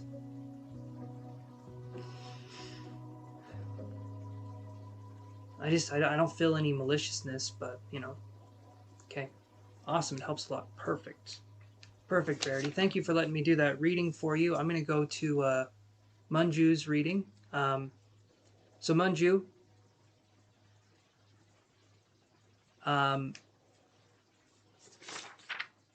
let's do this here. Are you there, Manju, still?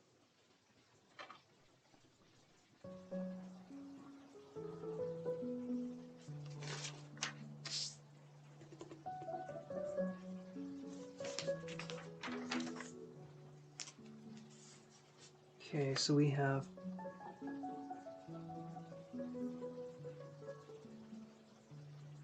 No, you're good. You're a tarot reader, but you come here because we're biased, right? If we're biased... we're going to be biased with ourselves. So I understand coming to somebody else. Hopefully I did a good job in your eyes, Rarity Goddess. If you're a tarot reader too, hopefully I did a good job. Thank you. I appreciate that.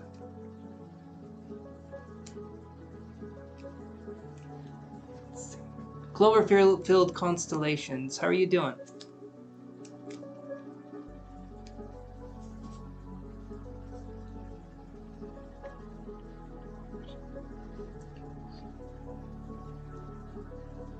Alright, so...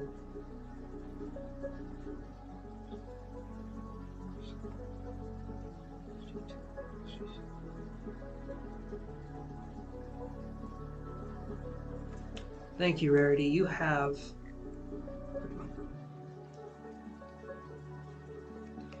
Cloverfield, my zodiac sign, I am a Taurus sun, a Virgo rising, and an Aquarius moon. Okay, Manju, so you're wondering about your health. Am I correct with that, my friend?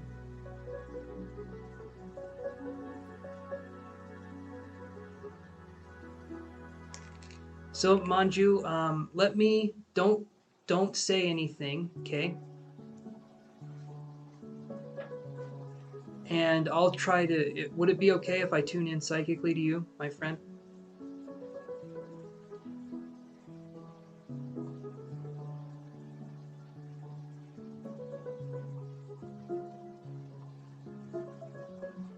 Hey!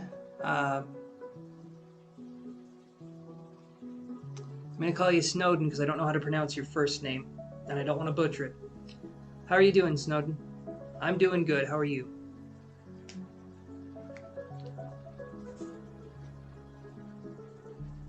Give me just 1 second, you guys. Okay? I am sorry. 1 second. I will be right back. Hold on, Snowden. I'll be back.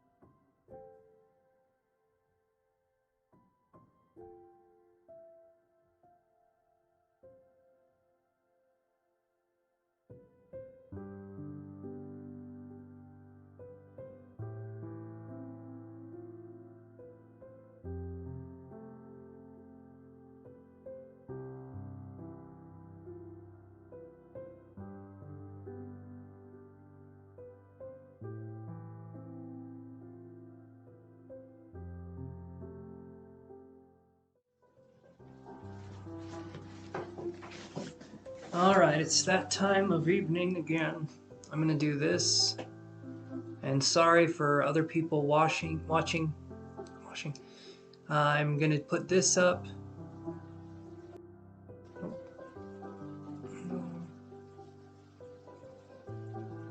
Okay. There we go. Okay, so at 1 o'clock I'm done. Okay, so no more questions at this time. I am sorry, you guys. The next time, if you want to subscribe, you can do that. 8 p.m. Mountain Standard Time, Monday, Wednesday, Friday. Okay. But I am getting ready to call it quits here, so I'm going to read whoever's on the list now, and then next time, you guys, okay? Okay, so Manju, I'm going to connect with you psychically, and thank you for letting me connect. I appreciate that.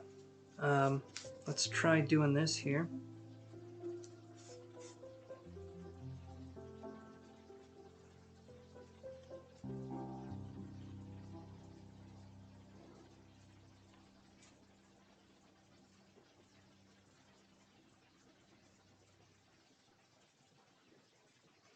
Okay, let's see what we get, Manju.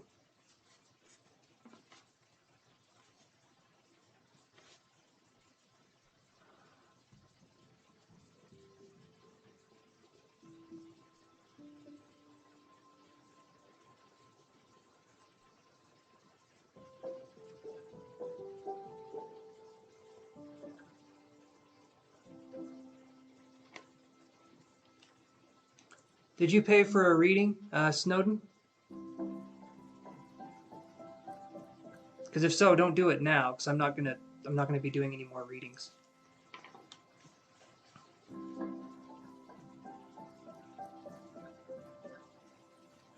Yeah, sorry, Snowden, you're not on the list for now, my friend. But next time, I'm live on Wednesday again.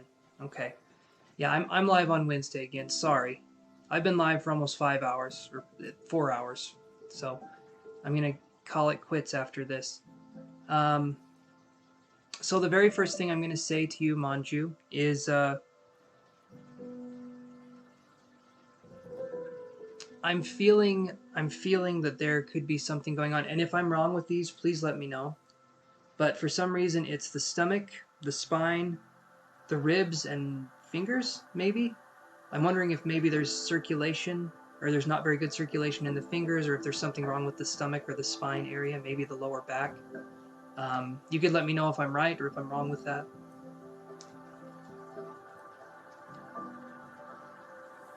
So I'm still learning. I can take an L if it's not right.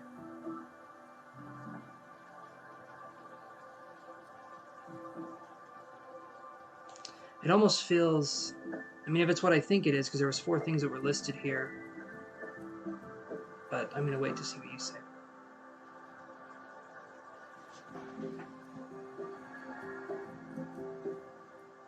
Thank you for the subscription, Snowden. I appreciate that.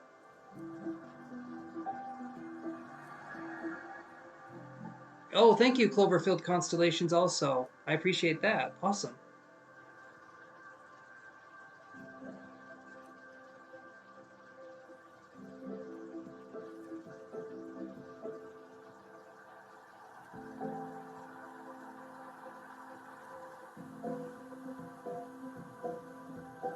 Are you still there, Manju?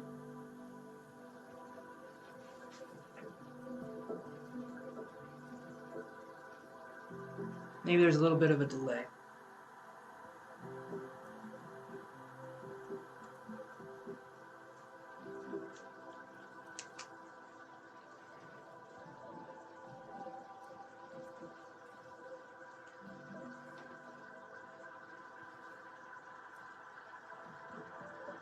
You're down with COVID. Okay.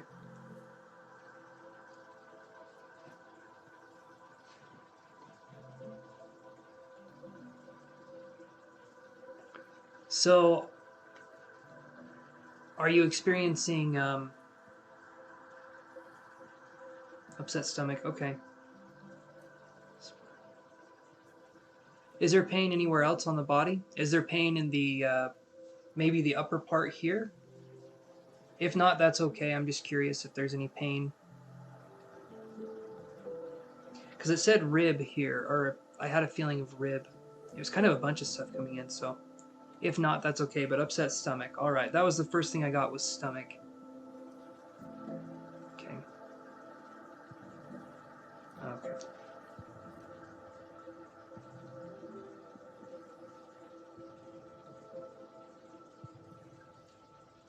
And for some reason, Manju, not really spine, but you do have back pain. Okay, so that makes sense. So stomach, back pain, lower back pain. And the last thing I'll say is the fingers. Are your fingers hurt? Did something happen with your fingers? Okay, so you are lagging behind a little bit. That's all right.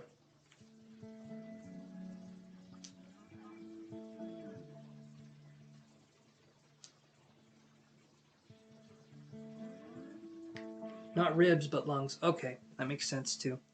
So I'll remember that. It's feeling of the. Okay, that makes sense.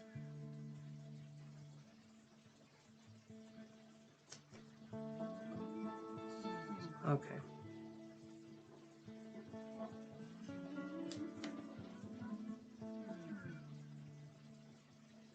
Okay. All right. So we addressed there's these pain in your ribs. Okay. Perfect. All right. So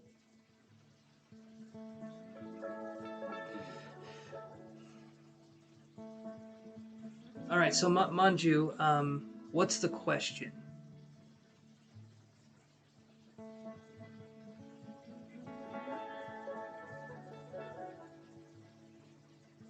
Arcana, my friend. Right up here it says no more questions. Stream is ending. I'm not taking any more questions. There's other readers on YouTube though.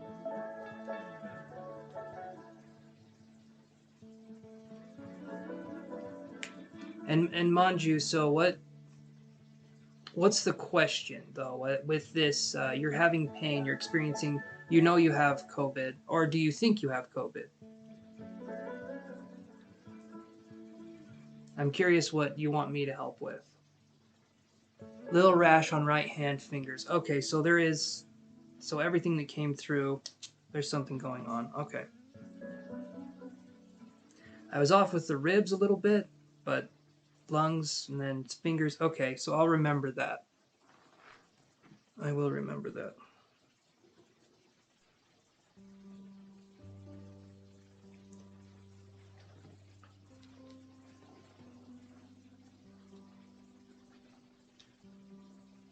You just tell me what you want the question to be, and then we can go from there. Because as the question is now, we sort of identified what was happening, but I don't know where you want me to go with this. Do you want me to do some energy work? Cloverfield, you're also having pain in all those places? That is weird. Huh. Well, but when will I recover? By when will I recover? Okay, there we go. That's a good question. Not that the other question was bad, but that one in particular, good question. Okay. So let's do this. Manju, would you be okay if we did some energy work for a second?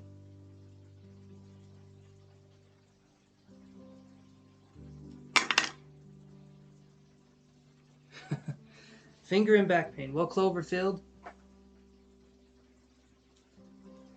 I don't know what to say, but hopefully your back gets feeling better, and hopefully your finger.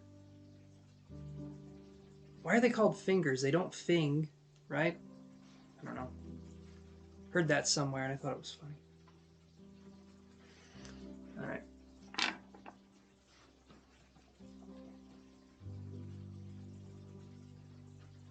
But Manju, we can do some energy work if you're okay with that. You just want to know how soon? Okay, so let's do that instead.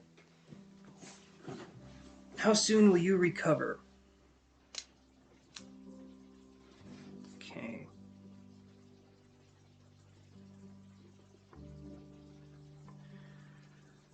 Okay, so right here, first thing I'm getting is I feel like it's going to be kind of a long one.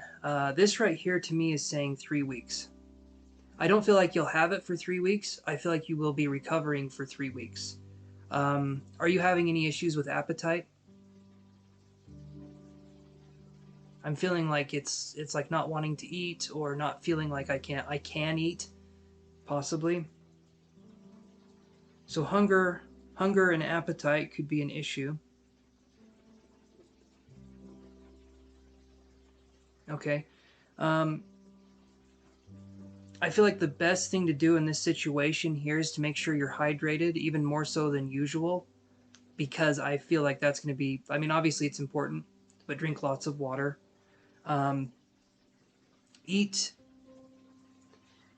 as healthy as you can during this process, and eat stuff that helps your stomach feel better. Ginger ale is good, at least for me. Doing something that helps our stomachs feel better is going to help us in the long run. And maybe if we need to stimulate the appetite, we need to do something with that. Do you have, I'm not feeling, no. Okay. Okay.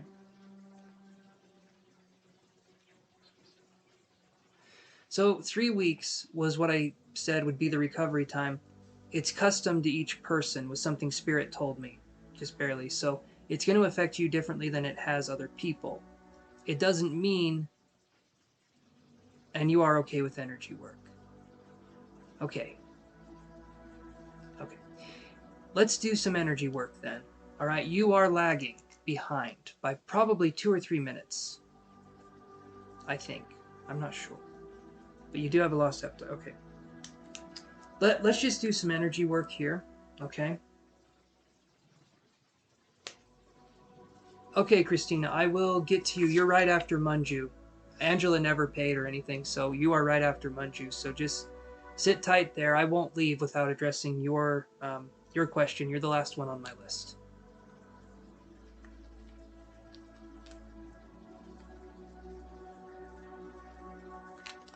Okay. So we can use this for healing. Look at that. It's like the biggest crystal I've ever seen. That'll actually help some of the energy, though. So let's do this, and then let's do this. There's the other one.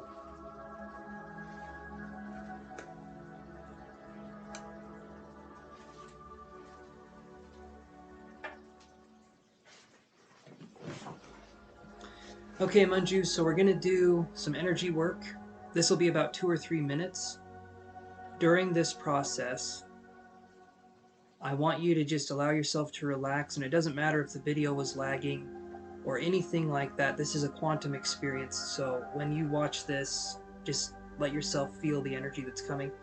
So when we're focusing, I want you to just allow yourself to breathe as much as you can. I know you're probably not feeling good, right? If you have COVID, of course you're not feeling good. So allow yourself to breathe, be in the moment as much as you can, okay? And allow yourself to just relax and let yourself feel kind of what comes. It can be emotions, it can be physical sensations, but generally we're working on trying to help you feel more comfortable and just to help maybe the pain or the stomach or the upset stomach kind of feel better. So let's see if we can do that. We'll do about 2 or 3 minutes, okay? And then we can discuss that here. So like I said, just sit back. I'm going to focus on running the energy, and then we can do that, all right? Do this here. Yeah, selenite, absolutely. Good eye.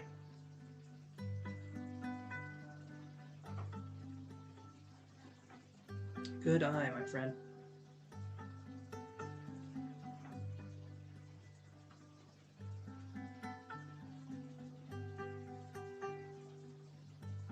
All right, let's start doing the energy work.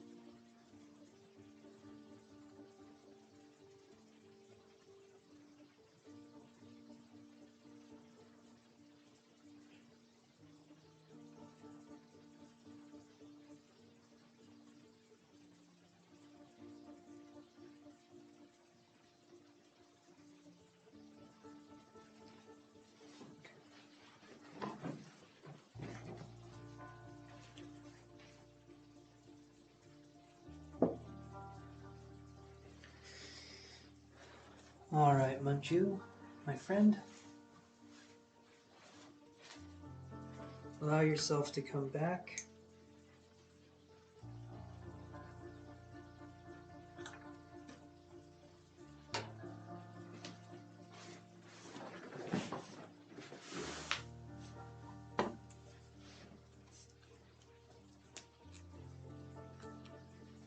And yeah, just let yourself get reacquainted again here. And I want you to tell me any sensations you had. If you didn't necessarily feel anything, then just, if you felt calm or if you felt a sense of peace or whatever it happens to be, let me know. And also, like I said, drink plenty of water as much as you can, okay? And I know it's probably going to be kind of hard if we're not feeling good, but that's going to help. The power of water is immense.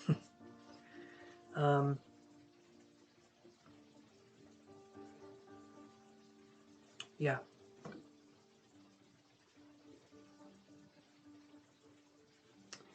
Okay, so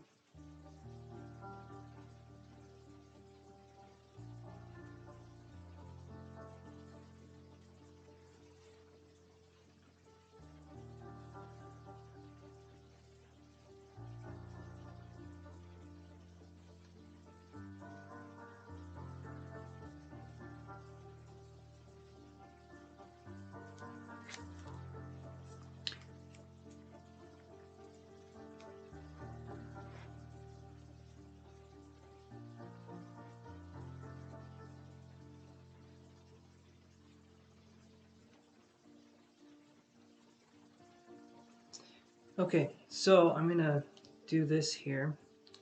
And I'm going to say, Manju, thank you very much for letting me do that work on you. I'm going to go and do Christina's reading here. I know you're a little bit behind. At least I think you are. But I'm going to do Christina's reading here. And you just tell me in the comments how that goes. So, Christina, do you want to ask your question?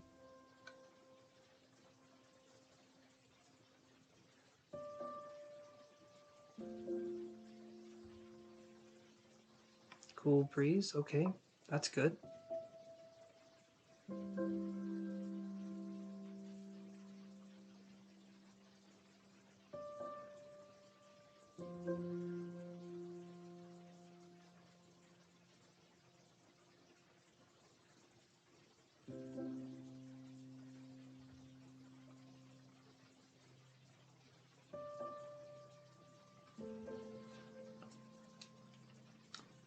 You want to know what is coming towards you with love.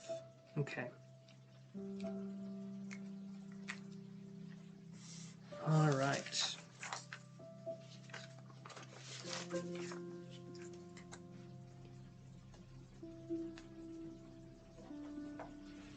All right, I have these True Love Tarot cards here that I'm going to be using. And I'll do some other cards too.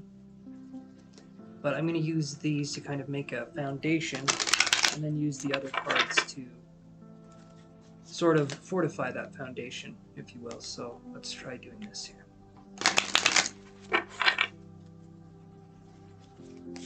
You're very welcome, Manju. Very welcome, my friend. You might have some weird dreams too. Sometimes that happens, but just be on the up and up. Stay hydrated.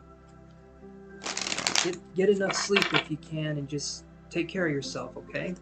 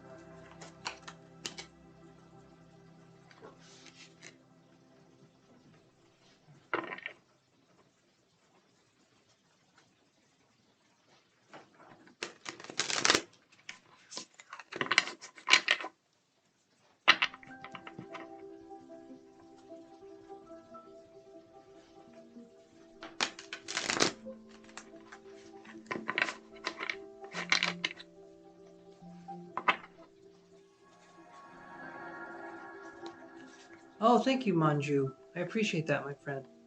Thank you for the subscription.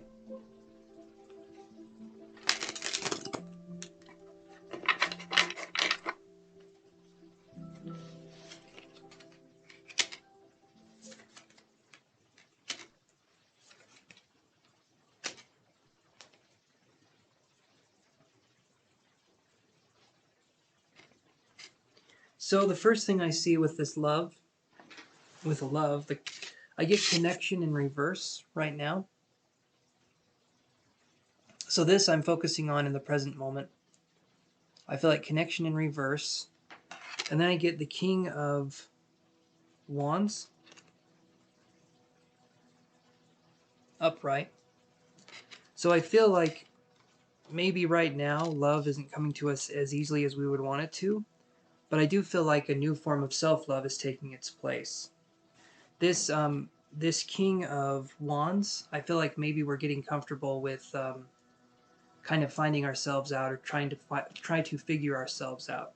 So this to me is positive because it shows that there could be some healing work that's been done, and I feel like that's a good thing. But I do feel like connection-wise, maybe it's light on the connection, but not necessarily the self-love or the self-appreciation, because we have the King of Wands here. The King of Wands kind of demands that this is kind of like a self-passion, or like a self-passion project. Like we've turned ourselves into something where I guess we're taking part in our own story and our own healing journey more in the present moment. That's what I'm seeing. Does that make sense so far, Christina? Couldn't remember if it was Christina or Christine. Christina. Okay.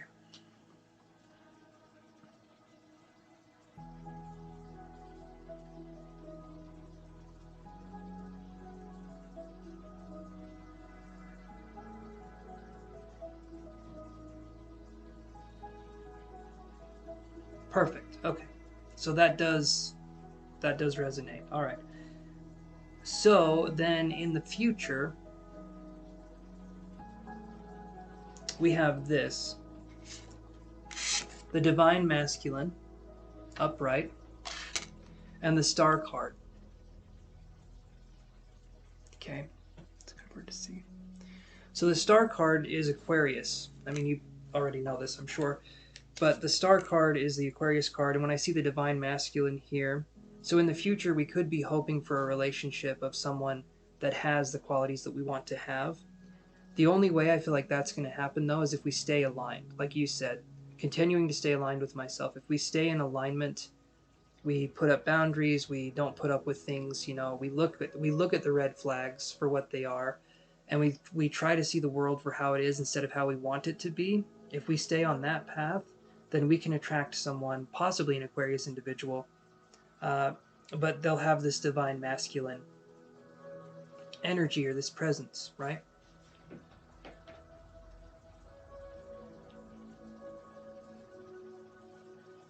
I keep getting the feeling that Cancer JH is trying to come back, so maybe that should have better emphasized my question. I wanted to see what you had in mind. Okay. Well, I can...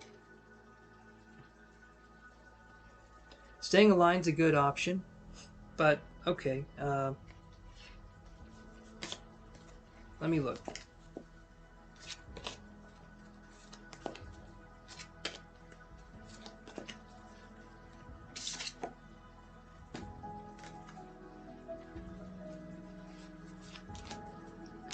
So what I had in mind,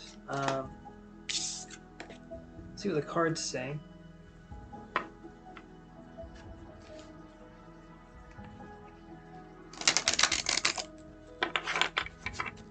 Do you want him to come back, Christina?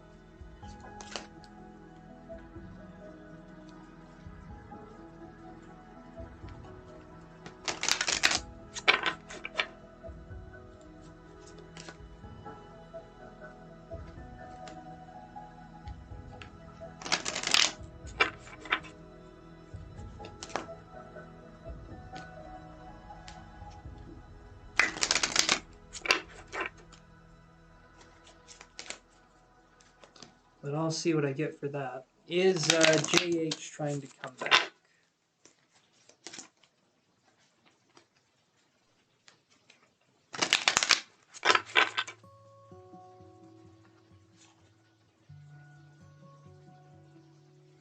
Right. I honestly am simply manifesting genuine love to come into my life. And he didn't fit that bill. So, let's see here.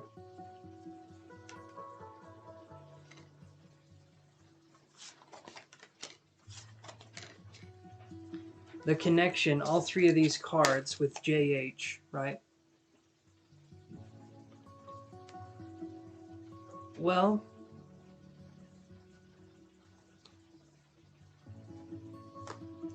I believe, and Christina, maybe you believe differently, but I believe there's multiple soulmates for a person.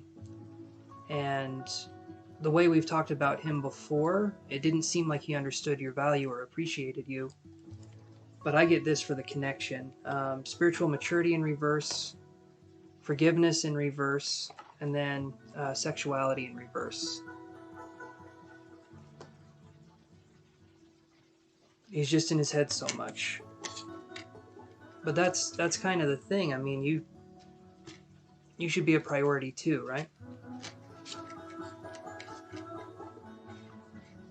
I personally do believe there's more than one person for us, or I feel like there's several. And I also personally believe that love is a skill, and that if you're with someone and you can communicate, right, he sabotages the connection. So that to me doesn't sound like a soulmate if they keep sabotaging it. Like, okay, for instance, if I kept sabotaging a connection, but you could talk to me about it, and then, we could move on from that, that's a good relationship. That's something that's good. But if I keep sabotaging something and then communication is almost impossible or very difficult,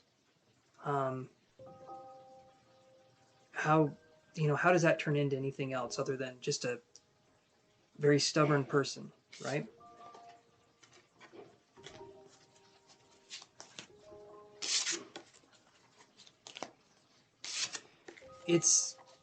And yeah, some people can't step out of their own way, but it's like,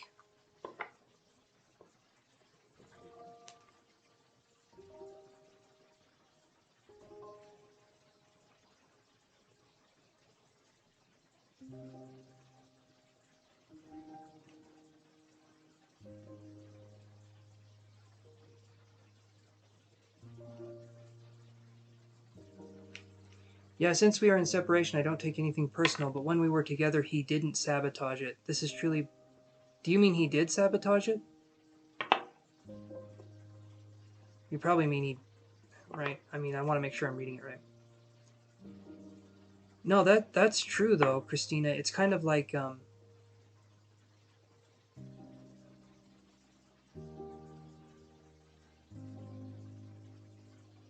if this is what he wants.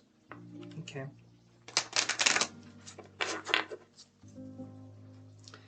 I still feel like on his end, right, it feels like there's much more of a push towards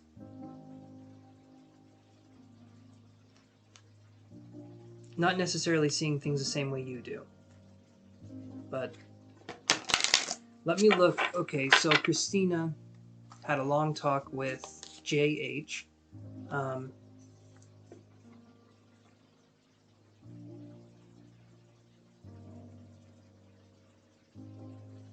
Oh, I see. Okay.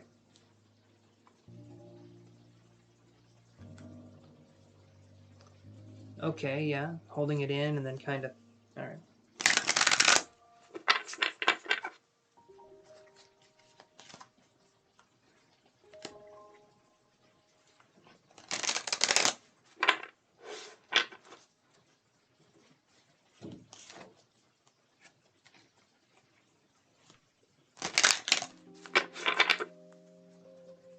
All right, what does JH think about the connection between him and Christina after the argument?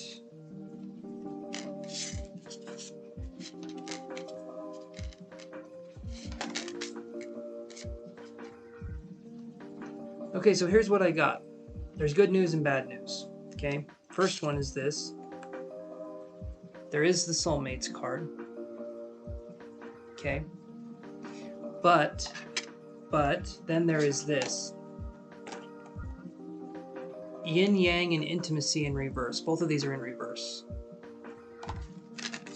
So he feels a connection too. He does feel a connection too, but I don't think he knows how to feel about it quite yet. So if you said you gave him his space, I think that was probably a good idea because he's still confused from what I'm seeing here. When I see intimacy and yin yang, then I see the soulmates. He does feel there's a connection, but I feel like there's been this kind of,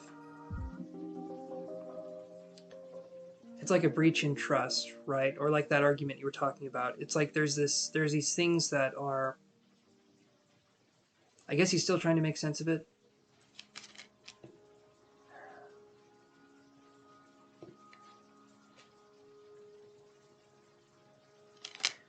And underneath underneath soulmates, I get, right, there's a blockage. Underneath soulmates, I get divine feminine in reverse. So when I see that, underneath soulmates, that to me would say, a part of him, I feel like he knows where you were coming from while you were talking. A part of him, I think, understands you. Another part of him does not. And I feel like maybe this is a stubborn part. I'm not sure, but it's like, I feel like part of him gets it. The other part of him does not get it. I don't know if that makes any sense, but I feel like he was open enough to communication, but I feel like there's a part where he's not, maybe he doesn't know how to take the communication to that next level to actually talk about exactly what's going on. I'm not sure here, but when I see the divine feminine in reverse, it could be that there's a fear of being vulnerable here, or there could be a fear of maybe he feels like you would take over in the relationship if there was an admitting of wrongdoing, right? When I see the divine feminine in reverse, that's making me think, right, which could also explain the yin yang in reverse. But was he in a relationship before with someone else that, we've talked about this, I can't remember though. Was he in like a rough relationship before where someone took advantage of him or something happened like that? Because there could be a fear of something like that happening. I'm not positive, but it does seem to me like it seems like there's a little bit of a fear of women right here. A little bit. So that's kind of where I'm going with this.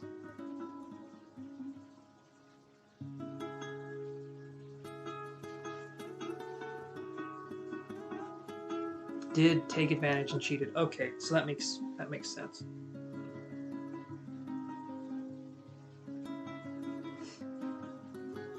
That makes perfect sense. Okay,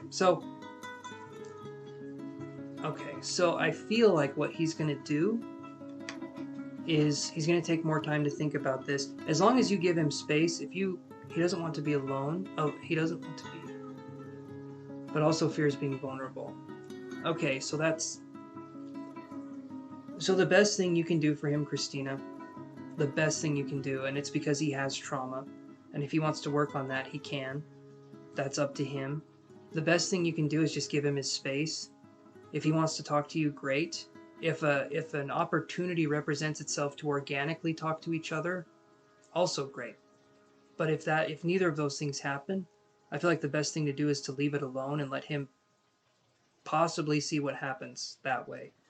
It stinks though because the ball's in his court because of the trauma, right? And if you don't want to be someone that appears in the same way that he's thinking women can be, then the best thing to do is to, like you said, just kind of give him his space. Unfortunately, that's probably not what you want to hear, but to me, giving him his space at this point in time seems to be the most viable option. That being said, there's nothing wrong with, well, you're giving him his space, you're working on yourself, and you're staying aligned, right?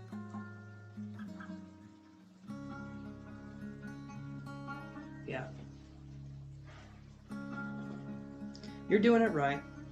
There's no other way to handle it from what I'm feeling, from what I'm seeing here. There's no other way to handle it. And if you come in there trying to say how much you aren't like that person, and I know you wouldn't, but I'm saying if you try to say how much you weren't like it, you would actually become more like that person because of the energy dynamic.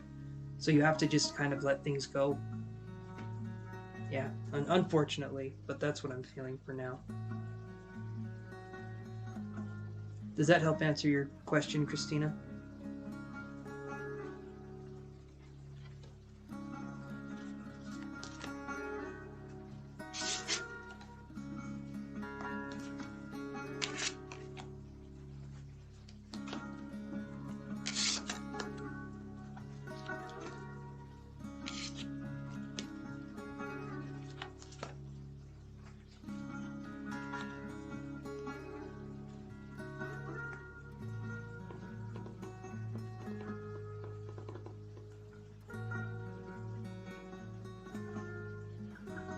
You're welcome. If, that's probably, to be honest, that's usually how it goes. I usually just give people confirmation on what they already know. But if they want to pay me for confirmation, then by golly, I guess I'll take it. I think everyone has the answers already inside of them, you know? Most people.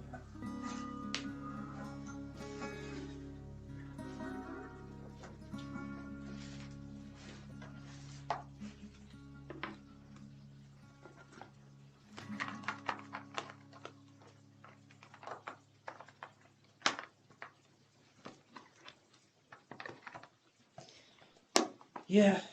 Yep. I'm going to put the cards away here, and you are welcome, Christina. I'll probably see you.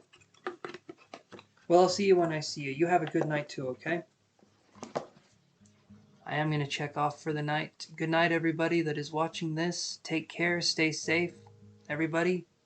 And I will see you on Wednesday at 8 p.m. Mountain Standard Time.